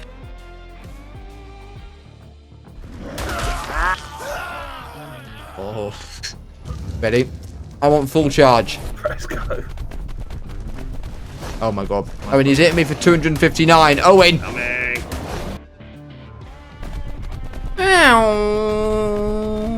Oh no. Owen, I've been infected. I've been infected by the zombie dodo. Eventually, once again, we had a bear cave, if you'll pardon the pun. Not quite sure how Owen had managed to get hold of some antidotes, but I was not complaining in the slightest. I've been healed! The good news kept on coming actually, as the beavers outside of base had finally produced their first dam, and the cementing paste was immediately gathered by yours truly. With a pteranodon, I set off to do the long journey across the icebergs near Green Obelisk, and when you are on docks, the terror took quite some time. About 4 decades later, I arrived at the iceberg, where I gathered up some organic polymer and some oil. I did briefly try and tame this apex spino, and then soon realised it was not going to happen. Oh dear. Got a very angry RG after me.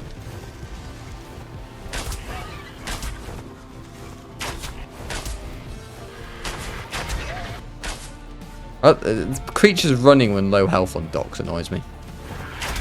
Back at base with the oil finally secured, we could now make up a fabricator, and I immediately made up some electronics inside the fabricator to get them cooking and then left our base. I left to get some more cementing paste, and thankfully the beavers had been very busy indeed.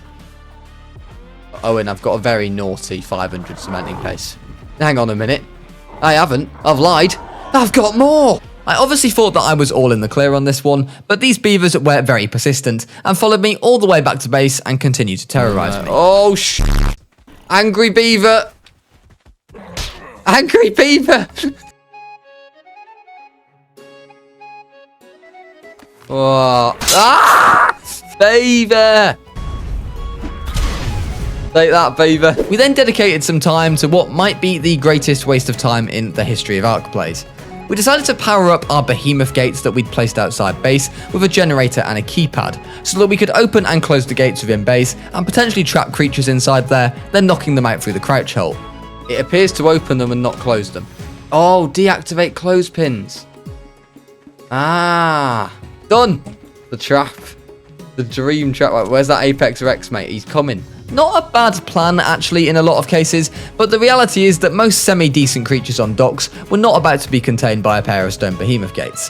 We made ourselves up a special docks water tower, which allowed us to get some water in our bear cave before leaving for Lava Island to look for some apex spinos, which would be our starter tames. What the? However, we soon realised that Lava Island was not a very fun place to be, and abandoned the idea of going there. Instead, we went for Green Obelisk, as there was a nice level Apex Spino there. We placed down some Behemoth Gates and attempted to trap it before knocking it out. Oh, he's on me, he's on me, he's on me. Oh, he's so on me. Go, go. What? What is going on? We did actually manage to successfully trap and knock the Spino out, but we were soon reminded that this is D.O.X that we are playing, and things never go well for too long. I got narcotics. Yeah, am I gonna... Oh...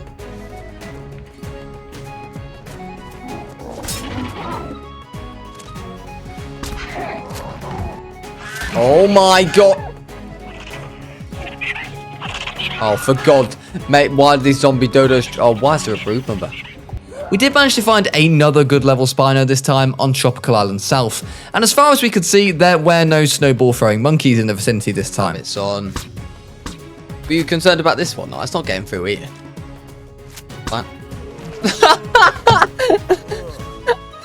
I was just trying to get a slightly better angle. Oh, he's off out. He's going out. Oh, he needs one more dart. The magical dart. There it is. We tamed up our very first Spino, which was a male. So we immediately had to turn our attention to a female. Oh, hang on. I found a female. Hang on a minute. It's just died. It's just died. It's incredible, isn't it, really?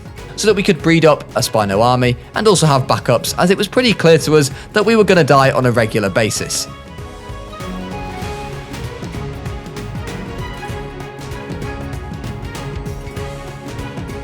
He's on, he's in. I'm sacrificing myself now. Oh, spawned right next to you at Jungle's mid. We did manage to knock out another Apex Spino, and despite being stalked the entire time by a level 545 Shadow Main, we managed to get it tamed up. I'll sacrifice, mate. Where's he come from? Hang on. We go for him. Ow! He's out! I mean, we take it. Cannot feed, is not sleeping. I actually knocked the Shadow Main out before remembering that these things are a passive tame, a mechanic that clearly has not been altered on D.O.X at all. But with the Apex Spinos now successfully tamed, we were certainly going to be getting a nice supply of eggs, and we worked on combining the stats. The reality was certainly starting to set in though, about just how hard this mod was, and actually how in-depth it was. Despite it being the majority of the time a miserable experience, I was also sort of relishing the challenge. However, the idea that we were going to take this mod down in just 3 days was already starting to look unlikely. We got a Spino with all the good stats, it's a male, let's go. Yet, we were not about to give up, and instead we combined the Spino stats, getting a male with all the best stats we had, and hatched ourselves some Spinos up. On top of base, I did a huge metal run on the trike, and kept the stone that I'd gathered from that to make a ton of crop plots, as just like in Primal Fear, we would need a greenhouse and crops to progress up the tame ladder in D.O.X. We then took the Spinos to Lava Island to see if we could possibly kill an Apex Wyvern, as if we killed this thing, then we could take the egg from its nest. Behind you. We should definitely run. Unfortunately, upon arrival, it appeared that our Apex Spinos did far less damage than they did to regular creatures, so we hastily decided that this was not a good idea and retreated into the big lava cave. Inside there, I murdered all the hostiles, taking up some pretty good loot actually, before I encountered what looked like a mini broodmother, and stupidly decided that I was going to take it on. Don't attack one of the Apex broodmothers. It doesn't end well. Back at base, I had to get a new Spino out, and then left to go to the Pearl Cave on Lava Island to get some silica pearls. The first attempt in this cave didn't go all too well, as I failed to throw the Spino out and then perished to all the mobs. It's just going to the water.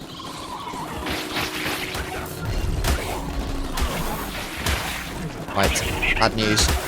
However, I made my way back and gathered up a ton of silica pearls in this cave, and even grabbed the artifact of the hunter while I was there. What the hell's that? Oh no. Oh no. I've just killed a corrupted survivor, Owen. You've killed? Yeah, it came for me. Good. After fending off the charges of a corrupted survivor, I tamed up a Pugnacia, whose purpose, as you can probably imagine, was all about gathering the feces so that we could fertilise our crops. I'd also been gifted a raptor chibi from Owen, and as the self-proclaimed raptor man myself, this was a welcome addition. Stay tuned for potentially a Raptors 100 days again in the near future. Owen and I then turned our attention to something very interesting outside of base, which we really thought was going to transform our experience on this mod. So we decided to go for this X-Giganotosaurus, although things didn't get off to the best of starts when it broke the metal gates which we had placed down for it. He's not happy. No! Oh, you'd have done it in the trap. I know. It broke the metal! He what? It breaks metal! Hang on, yeah, there is. Have you not seen the D.O.X forged gate frame? So we had to set about making another one in the hope that these D.O.X infused gates would actually keep it trapped. What the? Oh, there's just absolutely no need for that, was there? Oh, Owen. Owen. Right. Did you see the trap? Yes. Well, Did it do you break want it? the good news or the bad news? Bad. It's not trapped. Good. It ran through it. It actually took us a little while to work out that this thing isn't actually tamed in the same way that a normal Giga is. Instead, it's actually tamed with the same process that a Carcharodontosaurus is tamed with. Alright, lad. It's broken. It's broke all of them. It's not doing sniffy, is it? It's on me now. You might want to run, mate. Uh-oh. Run! Dilo! Which made for an interesting time, as we couldn't seem... Oh. Oh, no. Shadow Man's going for you. No. I saved you. I saved you. We eventually started to kill our very own Apex Spino some eggs to try and tame it with. And with our high weight stat, we were just able to drag the body. Just one in front of us. Don't eat the body! The Giga ate it. Giga's here. When you talk about chaos, got another Spino. Yeah. Oh, watch out. Oh! There you go. He's having it. Sniffy. Sniffy. Have it. Easy. There ya. It's there, mate. Where you Easy. going? Where you going? It's you, lad. He's having it. He's not having it. Oh, he's having it. Oh. Ready? Go! Got it. Yes, lad! It took a few attempts to say the least, as a nearby Mega Rex and all the Shadow Mains made our life a misery, but we did eventually manage to get the Giga to start sniffing the air. With the Giga now fed, we had to just go around and kill a couple of things, and thanks to the obscene XP that D.O.X creatures give, it wasn't long before it was fully tamed.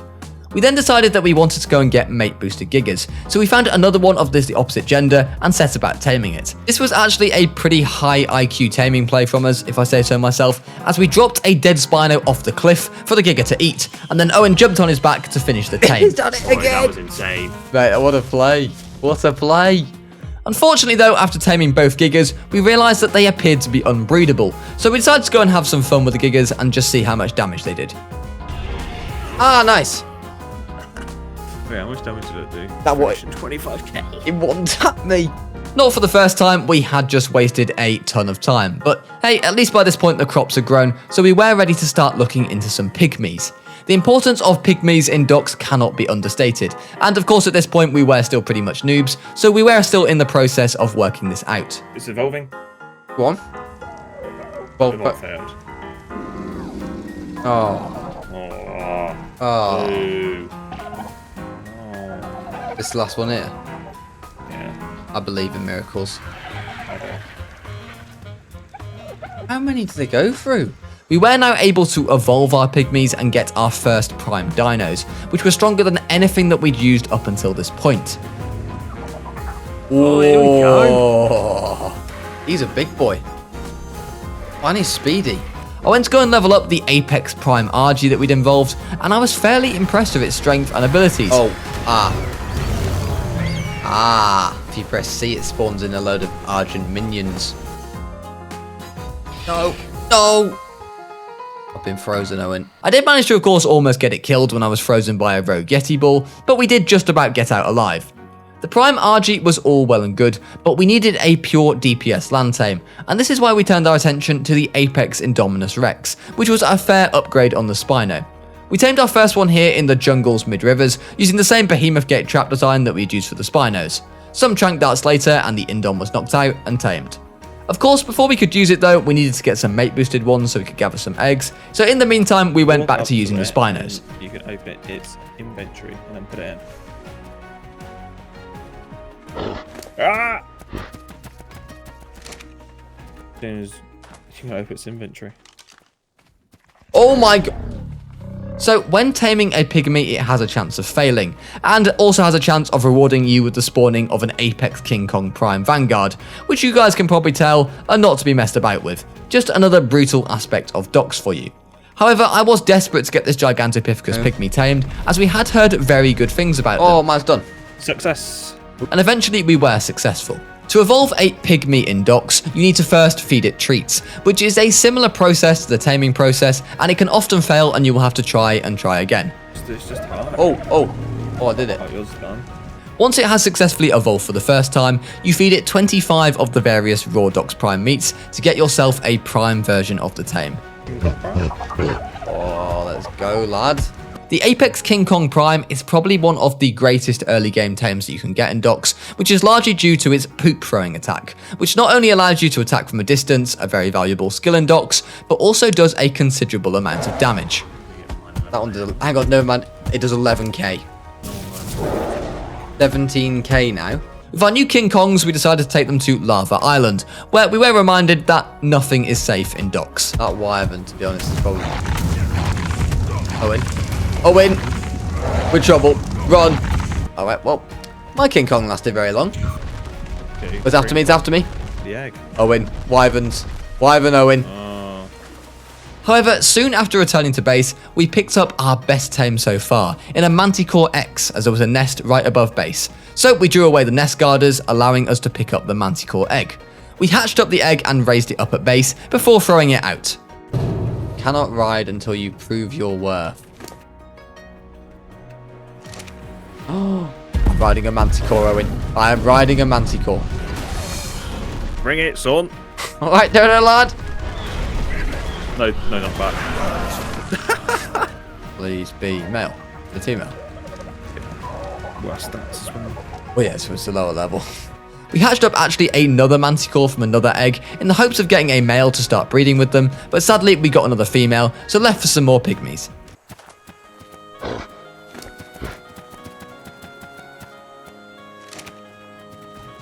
Oh, I tamed it first time.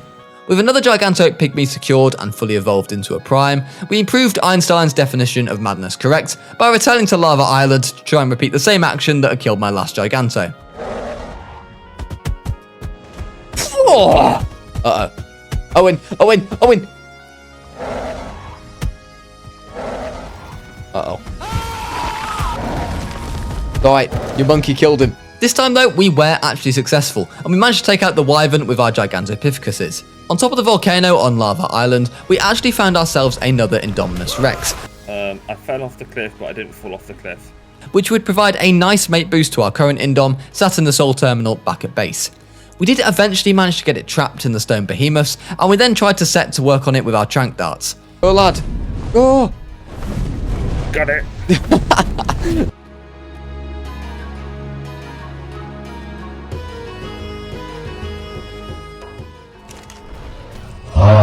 That night we did tame up the Indom, before I decided to go and try out the Manticore's power on a nearby rubble golem. Oh, that might be huge. Mate, it was actually going so well. I've got another Manticore egg to hatch. This is a good one. No, you're not using another kibble on it. To ride these Manticores, you would need to use a Prime Kibble, and as we had only taken down Prime Compies up until this point, they were still pretty valuable to us. Still, at least we got the Indom Rexes breeding up back at base, and soon we would be able to have imprinted Indominus Rexes to run down mid.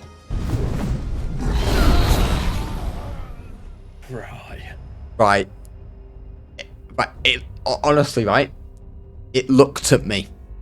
It just looked at me and I was dead. As we were now both out of Manticores and pretty much also Prime Kibble, I resorted to using the Prime Argy, as Owen and I tried to kill this Prime Dodic. The minion damage though was so minimal, we quickly realised that this was not going to work. So I popped out the Poison Wyvern that we had looted instead, gave it some Prime Kibble so I could ride it, and we tried with that instead. This actually went surprisingly well, with the combination of me getting its aggro and raining down on it with poison balls, while Owen lobbed giant poop balls at it with our King Kongs, was a pretty good strategy. We looted the D.O.X, which didn't actually have anything too impressive on this occasion, but at this point we felt that we had a genuine shot at starting to kill Prime Wilds, which was how we were going to advance further through the mod.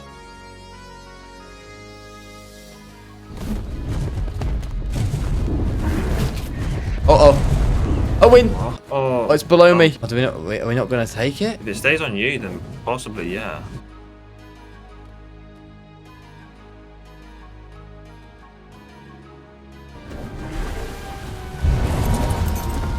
We had a good run. We had a good run. It does 67k. The problem was that some of these wilds, such as this raptor we tried to kill there, had buffs such as extra health, fast HP regen, or extra defense, which made them really, really hard to kill. I did it for science. And getting killed by the Prime Raptor was how we ended day 5, a day which we didn't probably make as much progress as we would have liked, but as we understood the basics of the mod a little bit better now, we were hoping to really crack on in day 6. What is that Rex doing, Owen? Did you see that? Yeah, you just started humping the Right. Day 6 got off to a great start when Owen got our Prime RG killed to a Rex, but at least we seem to have realised how to take on the Prime D.O.X now, which was actually giving us some pretty decent loot. I'm out of stamina. Nice. Oh, for God's sake, it spawned in an Apex King Kong Guardian. Ah! Help, Owen! Yeah, I do die. One thing I certainly hadn't worked out though was how to deal with the Apex Vanguard Primes, which these stupid pygmies kept spawning after rejecting my taming treats, which inevitably led to another King Kong and another Rampy biting the dust. So we changed strategy, and it was now time to get plenty of Indom eggs ready to go. We hatched up some Indoms and decided to ride them around the redwoods instead. I went after a Jerboa pygmy with it and actually successfully tamed it up rather quickly this time.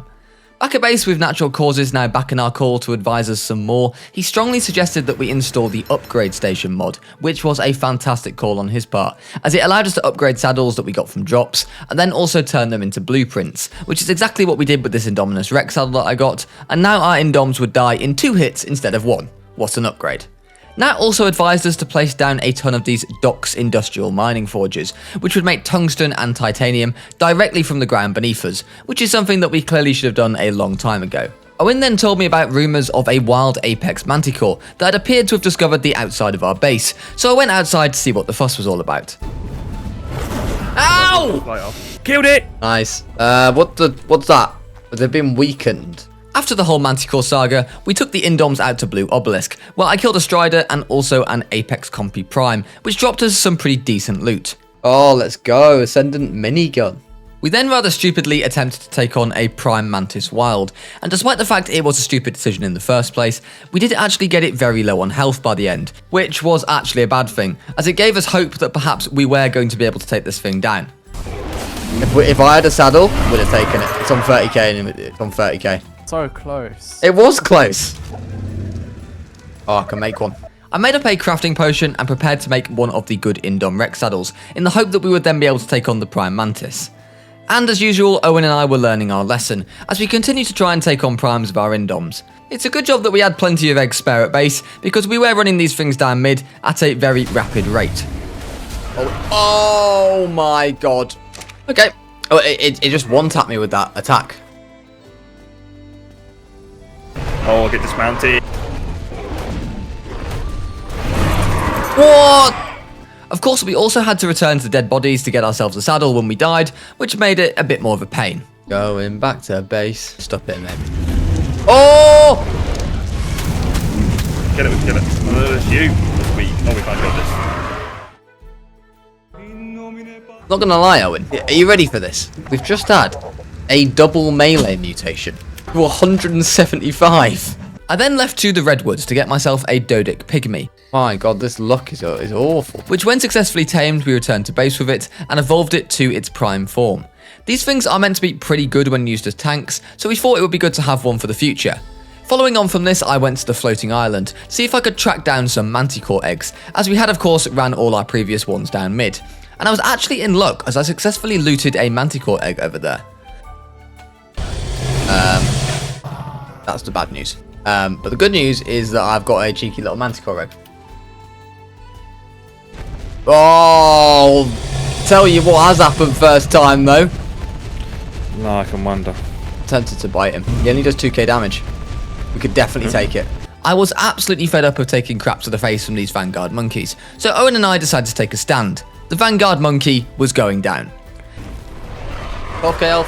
Oh no. I killed it. And I wasn't really worth it, I'm not gonna lie. But you can't put a price on how good revenge would feel, and killing that Vanguard monkey made me feel so good. I then went back to the same Giganto that had spawned in the Vanguard in the first place, and successfully tamed it up, evolved it into a Prime, and then took it back to Lava Island again. And then I tried to run away, but the problem with the King Kongs is they're very slow. And when will you stop being a bit of a bob? Excuse me? Look at this. Whoa. Phoenix Prime. Get that from? From that? From the loot. Owen had actually managed to get himself a Phoenix Prime, which I think was dropped by another Prime. Unfortunately though, it lasted approximately 160 seconds, as we tried to take on a Primal Dire Bear with it. Oh. We're in trouble. Oh no. Owen. What? It lands me. We then successfully did take on a Prime D.O.X with our new unbelievable strategy. Catfred. Oh my god. When you say he has minions, he has minions. Before I ran into a Prime Scorpion on Floating Island, which didn't go so well. The final act of day 6 was a very long attempt to loot a Manticore egg that some Manticores were protecting on Lava Island. These were incredibly annoying as one of the Manticores had fast HP regen, and whenever it got low it would fly off, as creatures do on docks, before returning 20 seconds later at max health once more. Eventually though, we did manage to loot the egg and return to base where we popped it down to incubate, and hit the sack that night for some well-deserved rest. Day 7 was finally here, and to finish docks today, it was looking extremely tough to say the least. But we rose early and got back to the grind, starting off by looting another Manticore egg. It's organic. The vegans love this. And it's dead. Oh, he spawned it in the mesh, Owen! He's chopped off the cliff! Where's Big Yeti gone? There he is, he's down there. Our new strategy for killing primes, particularly the D.O.X, was to use these organic D.O.X rifles, which are honestly amazing, as they do pretty decent damage while also slowing the target considerably. We used this tactic a lot on the D.O.X, as you could see, and at base we then sacrificed a prime D.O.X for a prime heart, as this was just one way to get prime hearts in D.O.X. What the f***? It wasn't even aggroed on me, man. Do you want to do something that might take quite a long time, but might be quite good? Go on. Mega Araniac. It's not going to end well, but I will join you for the fun.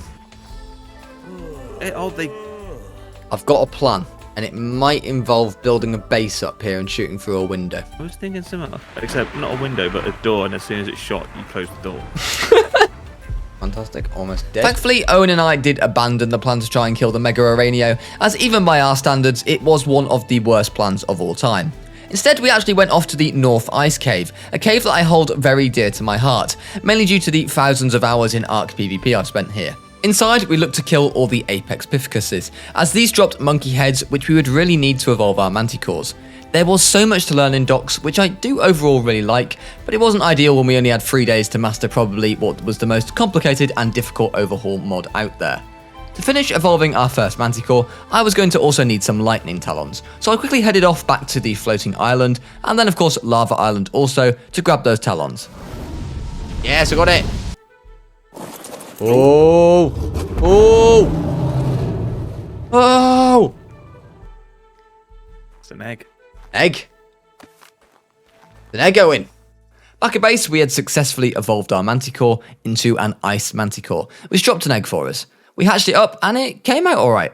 These Manticores are great, but there was one big problem. We didn't yet have access to the X attack, that it's his strongest attack. For that, we would need an attachment, which is dropped by Prime Wilds and Megas, so the search continued for that part. Before the search could go any further though, we had to attend a class for Nat's School for D.O.X.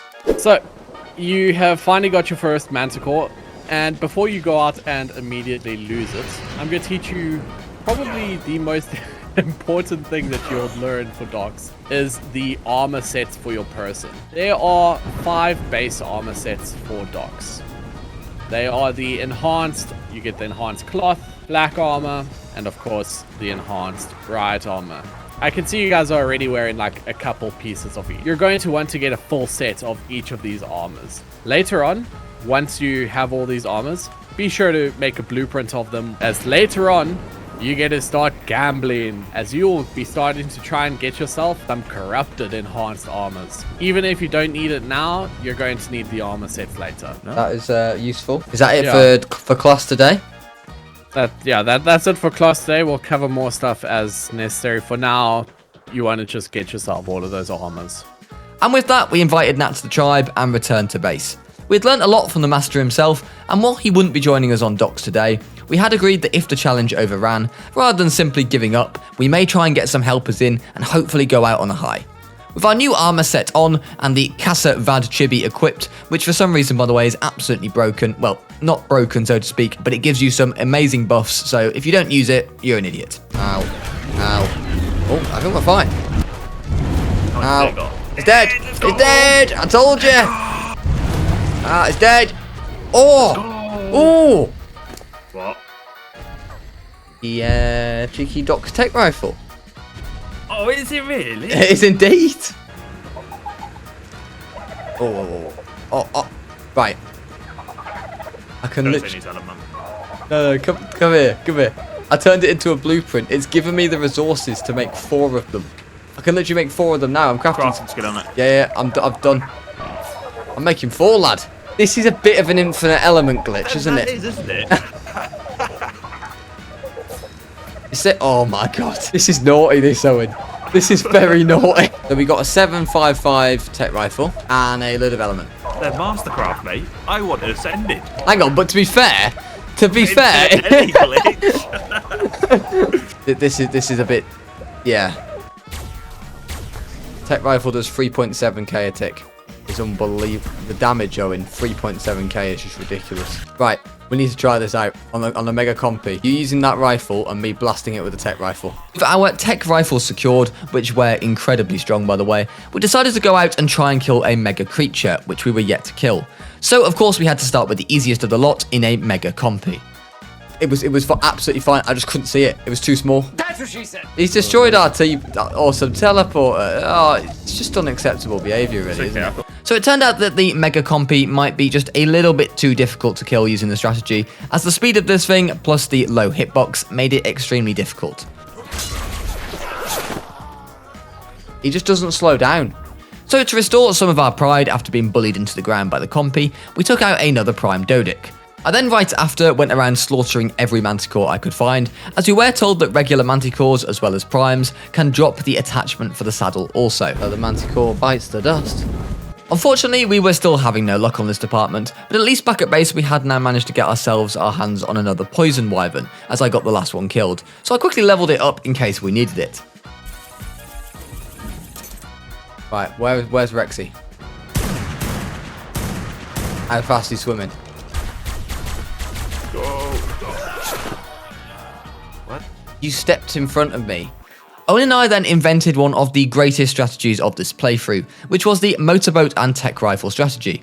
This was as simple as dragging a mega or primal creature into the water, and because it's a sensor, there's plenty of it, and one of us driving the motorboat while the other one shot back at the creature. It certainly wasn't foolproof, but it was a pretty good way for us to kill creatures that we otherwise would have no other way to kill. It was from these kills using the motorboat strategy that we were actually finally able to secure the Manticore X attack attachment. Right. There's one slightly concerning thing that I'm seeing right now. It wasn't that.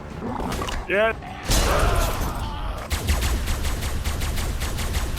Oh my god, he's close. He was close the whole time. Oh! Well, the Mega Ovis was a little bit too tough for us, mainly because it actually got way quicker the lower its health got. The Mega Raptor was well within our capabilities of killing. We got lucky there, didn't we? Jesus. After killing the Mega Raptor, we returned back to its body and looted its gear, before I found an Apex Ice Manticore egg out in the wild. I wasn't even aware that you could actually get these eggs in the wild, and none had been found up until this point, but I was very happy with this find. The AI on D.O.X is so smart, but you know, he's not walking off the cliff. Oh, okay, scratch that. He's walked off the cliff. With our Apex Ice Manticores, Owen and I decided to try and take on a Prime Dimorphodon. Owen.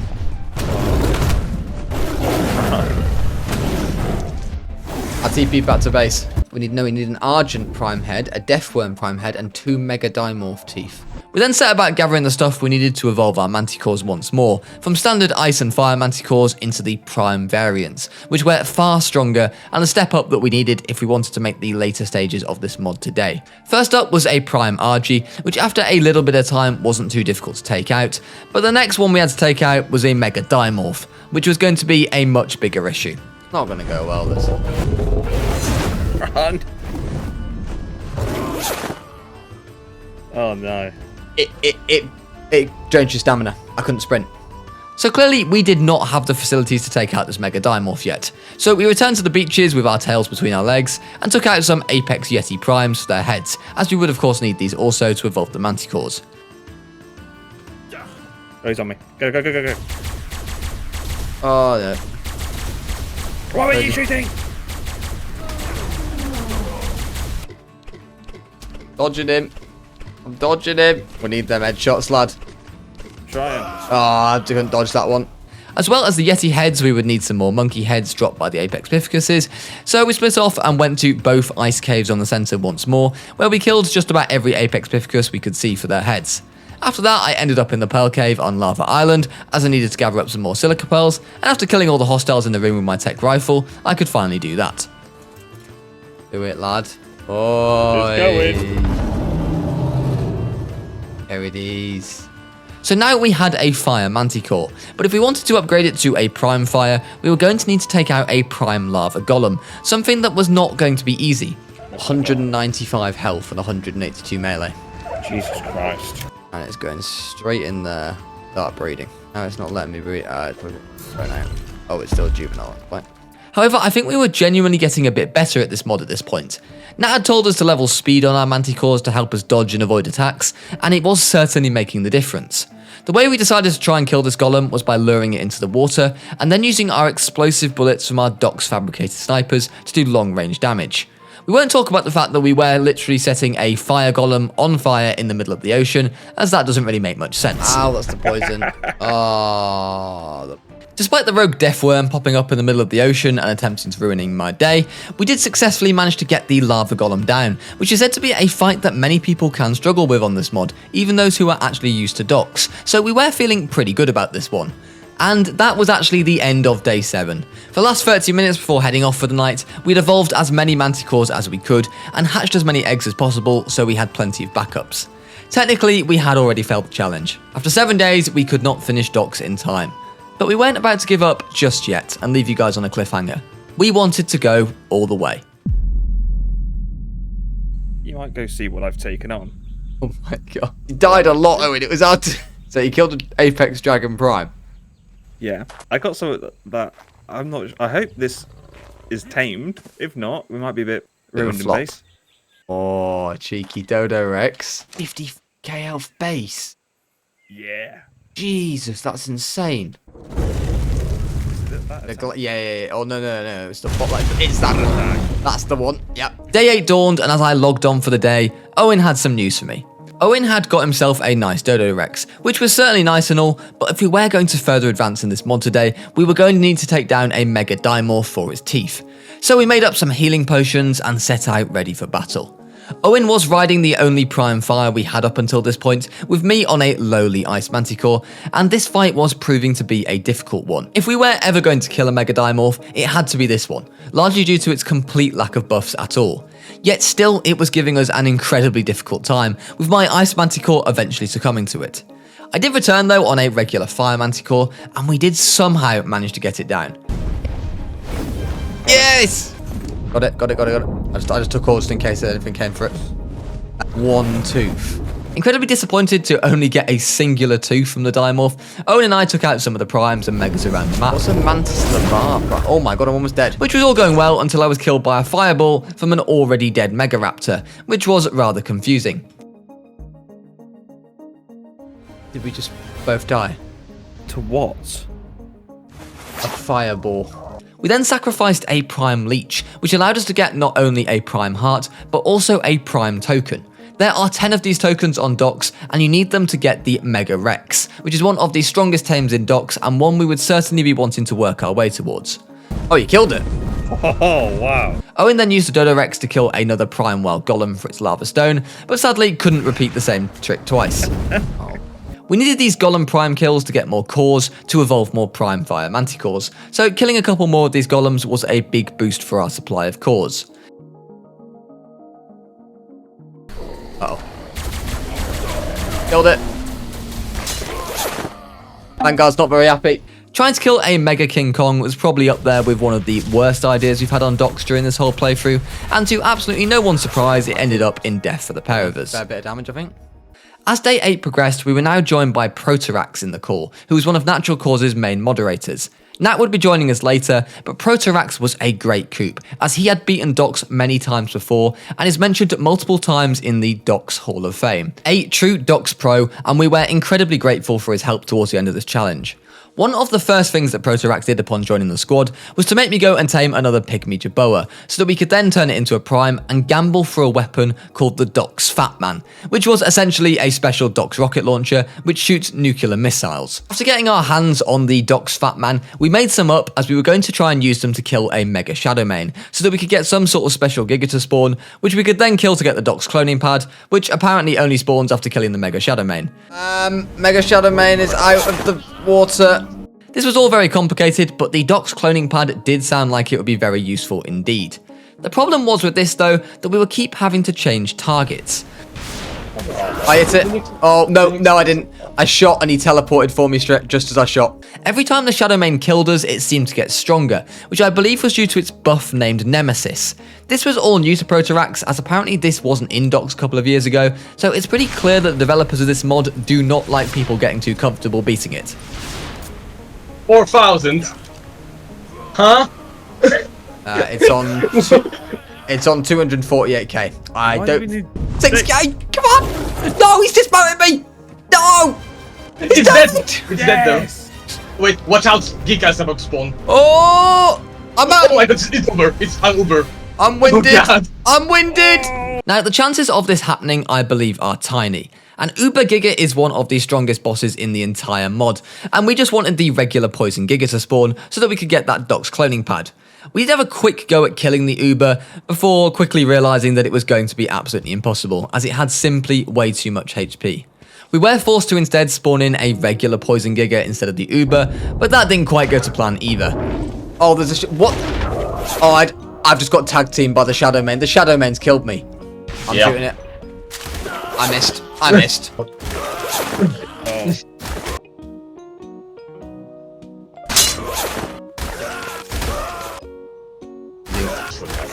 Yeah, I'm fucking. Things weren't exactly going great, but it got even worse when the Giga decided to wander off a cliff, making itself unkillable. So we then had to go and take on another Poison Giga, this time around the jungle's midland. This was a much easier position to fight the Giga. Having some cliffs to dodge behind to help avoid his attacks made all the difference. One of you gets it. It's good. It's 1k. Dead. He's dead. We got it. Nice. Yeah, I got it. Between Owen, Protorax and I, we finally got the Giga down and unlocked the cloning pad. Oh my god. What the hell is that killing me? What the hell is this? Is that a basilisk?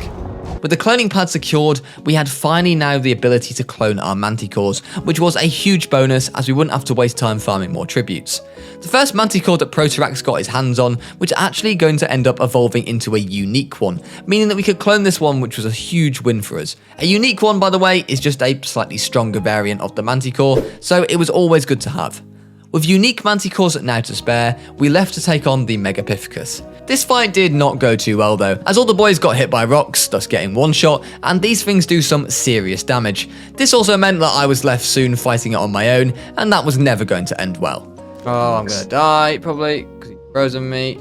So instead of the Megapithecus, we turned our attention to the Mega Manticore, which we actually used our ancient gorillas for. We wanted to try and basically trap the Manticore in our gorillas, so we all piled into the crevice on Tropical Island South and attempted to hit it with our rock attack. Things started off quite well, before going massively downhill. I wasn't actually sure why we needed to kill the Manticore, but apparently we did, and at this point we were just following the instructions of Protarax, who knew how to get to the end of this mod. Oh my god, I'm dying. And we're all dead. From my screen, I can just see our monkeys over there, like all their bodies. Have you guys got that as well? So after failing the Manticore, instead we went after a mega zombie fire wyvern. Oh, It's out! it's out. Oh dear. However, this one actually went quite well compared to the Manticore, and we did end up actually taking down the zombie wyvern after a little bit of time. Got it! Nice, nice, nice, nice. And what do I need? I need to take and put them in my hotbar. Prime Reaper Queen. There we go. Back at base, we had now crafted up some special crystals, which were meant to be put in our hotbar and would apparently seriously buff our tames. The amount of buffs and debuffs on D.O.X are actually pretty crazy, and it was pretty overwhelming at times, but they are an incredibly important part of the mod to try and master if you want to become a D.O.X pro. Oh crap. Oh my goodness. It's a lot of damage. Oh my god, so much damage though. It's dead. Yep. It's dead. That's how strong the Reapers are. We'd now also finally got our hands on a Prime Reaper Queen, which was going to be a game changer going into the finale of the game. With these brand new strong Reapers, we took out what I believe to be our first Titan boss in the Titan Rodan, which then apparently gave us a Rodan Pygmy, which apparently is the greatest Pygmy in the game. So we made sure to clone some of these using our D.O.X cloning chamber so that we would always have one spare. With our powerful Reapers now in our possession, we returned back to fighting the Mega Manticore. These Reapers were seriously strong, although as Nat and Protarax kept reminding us, we were getting plenty of buffs from our Pygmies, armors, and all being in the same vicinity. If we were all to get separated, we would most likely die a quick-fire death. Next up to fight was the Mega Dodo Rex, and that was also followed by a flying eel boss sort. Guys, the eel! Guys, the eel! Yeah. Focus on the task at hand. The boys then tried to convince me into taking on a Mega Ovis, and I stupidly, for their own entertainment, and the content of course, thought I would give it a go. I was on 13k! In classic Rampy and Owen style, we didn't like to accept defeat, so we headed back this time to see if we could take out the Mega Ovis together. After finally admitting defeat on the Ovis front, we now had all the tokens to summon ourselves a Prime Mega Rex, which we were told is one of the best tames in the game. So we summoned it in and immediately got some cloning of course, as we were going to die at some point, before taking it out to try and kill a Mega Ovis, which apparently we needed to do to then get a Titan Manticore to spawn, and then we needed to try and kill that after.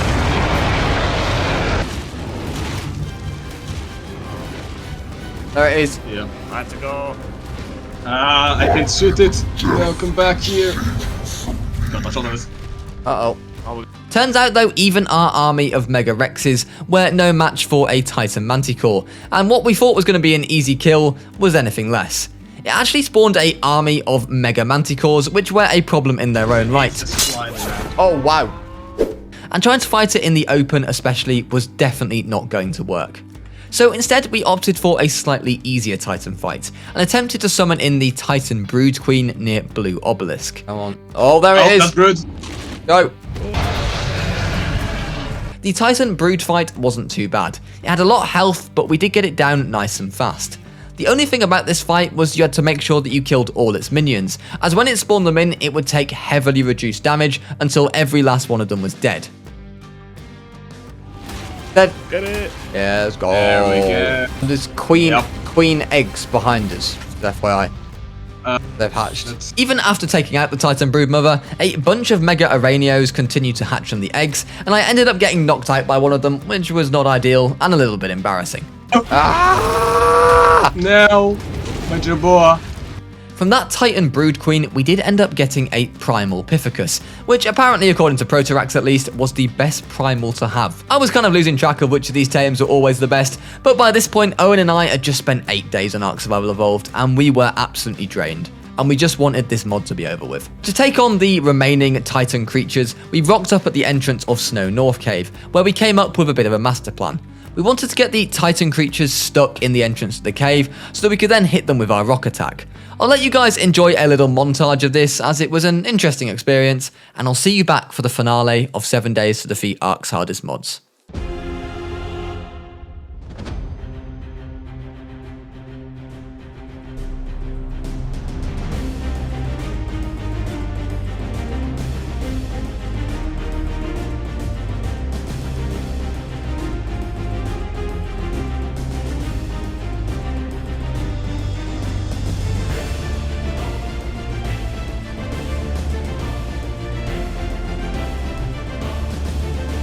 Oh, oh, oh. Oh.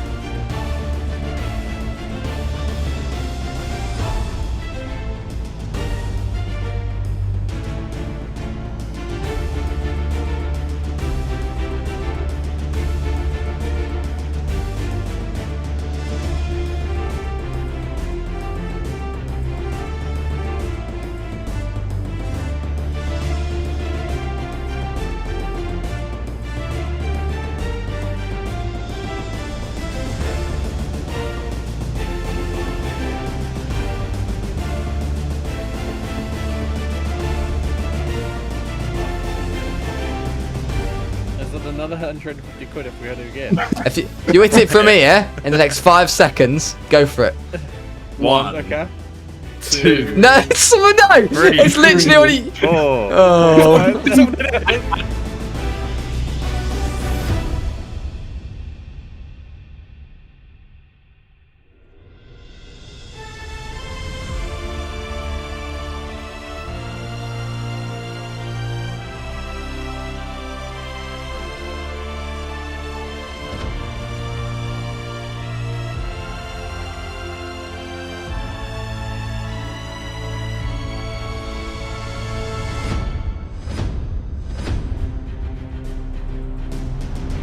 King Kong, excuse me, sir.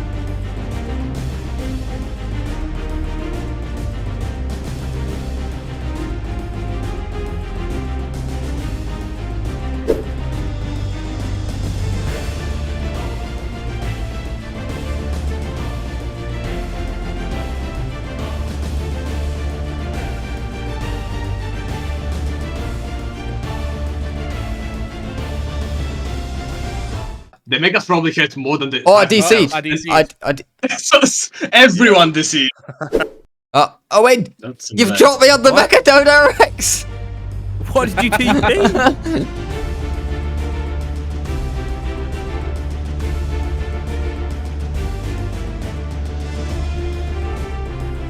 Maybe Oh, I we're in I some- I DC'd again.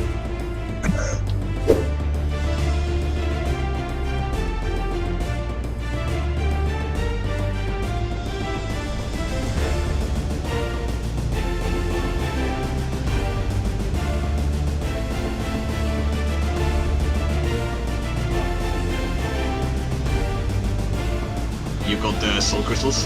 The Titan Soul Crystal.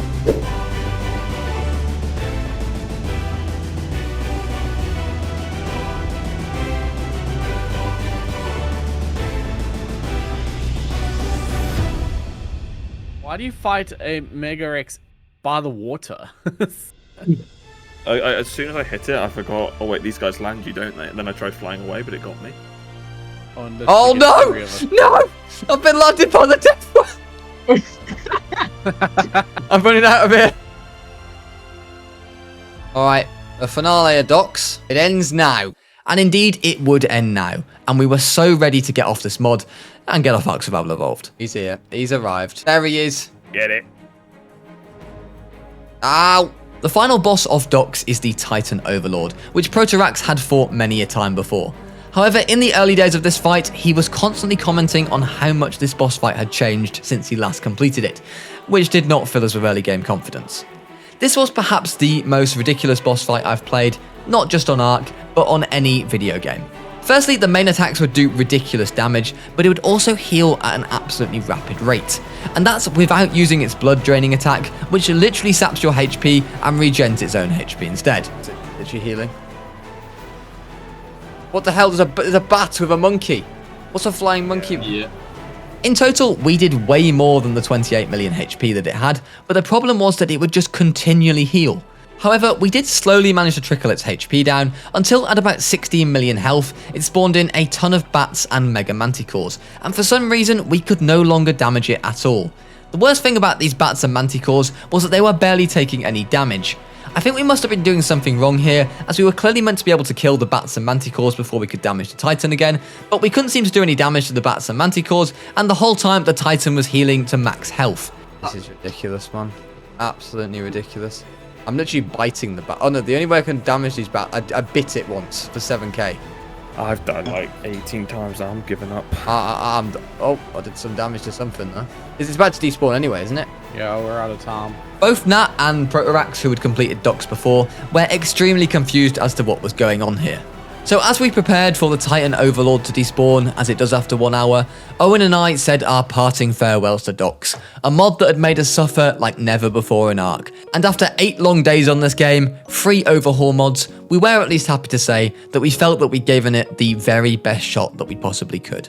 And that was that. D.O.X had finished us off. Mentally and physically drained, we headed to bed that night and convinced ourselves that we were still proud of the week's accomplishments. Yet while Owen swore to never touch D.O.X again, I feel like there might be some unfinished business there for me in the future. If you did enjoy the video, please don't forget to smash that like button and subscribe if you haven't already. This video took an awful lot of work and late nights to put together, from the recording to the scripting stage, so I truly hope you did enjoy. Next up, we're going back to Ark Survival Ascended for a 100 days video. Can you guess what creature I'll be using next? It's my most requested one yet. I hope you all have a wonderful rest of your day, look after yourselves, and I'll see you all soon for another video. Bye bye for now.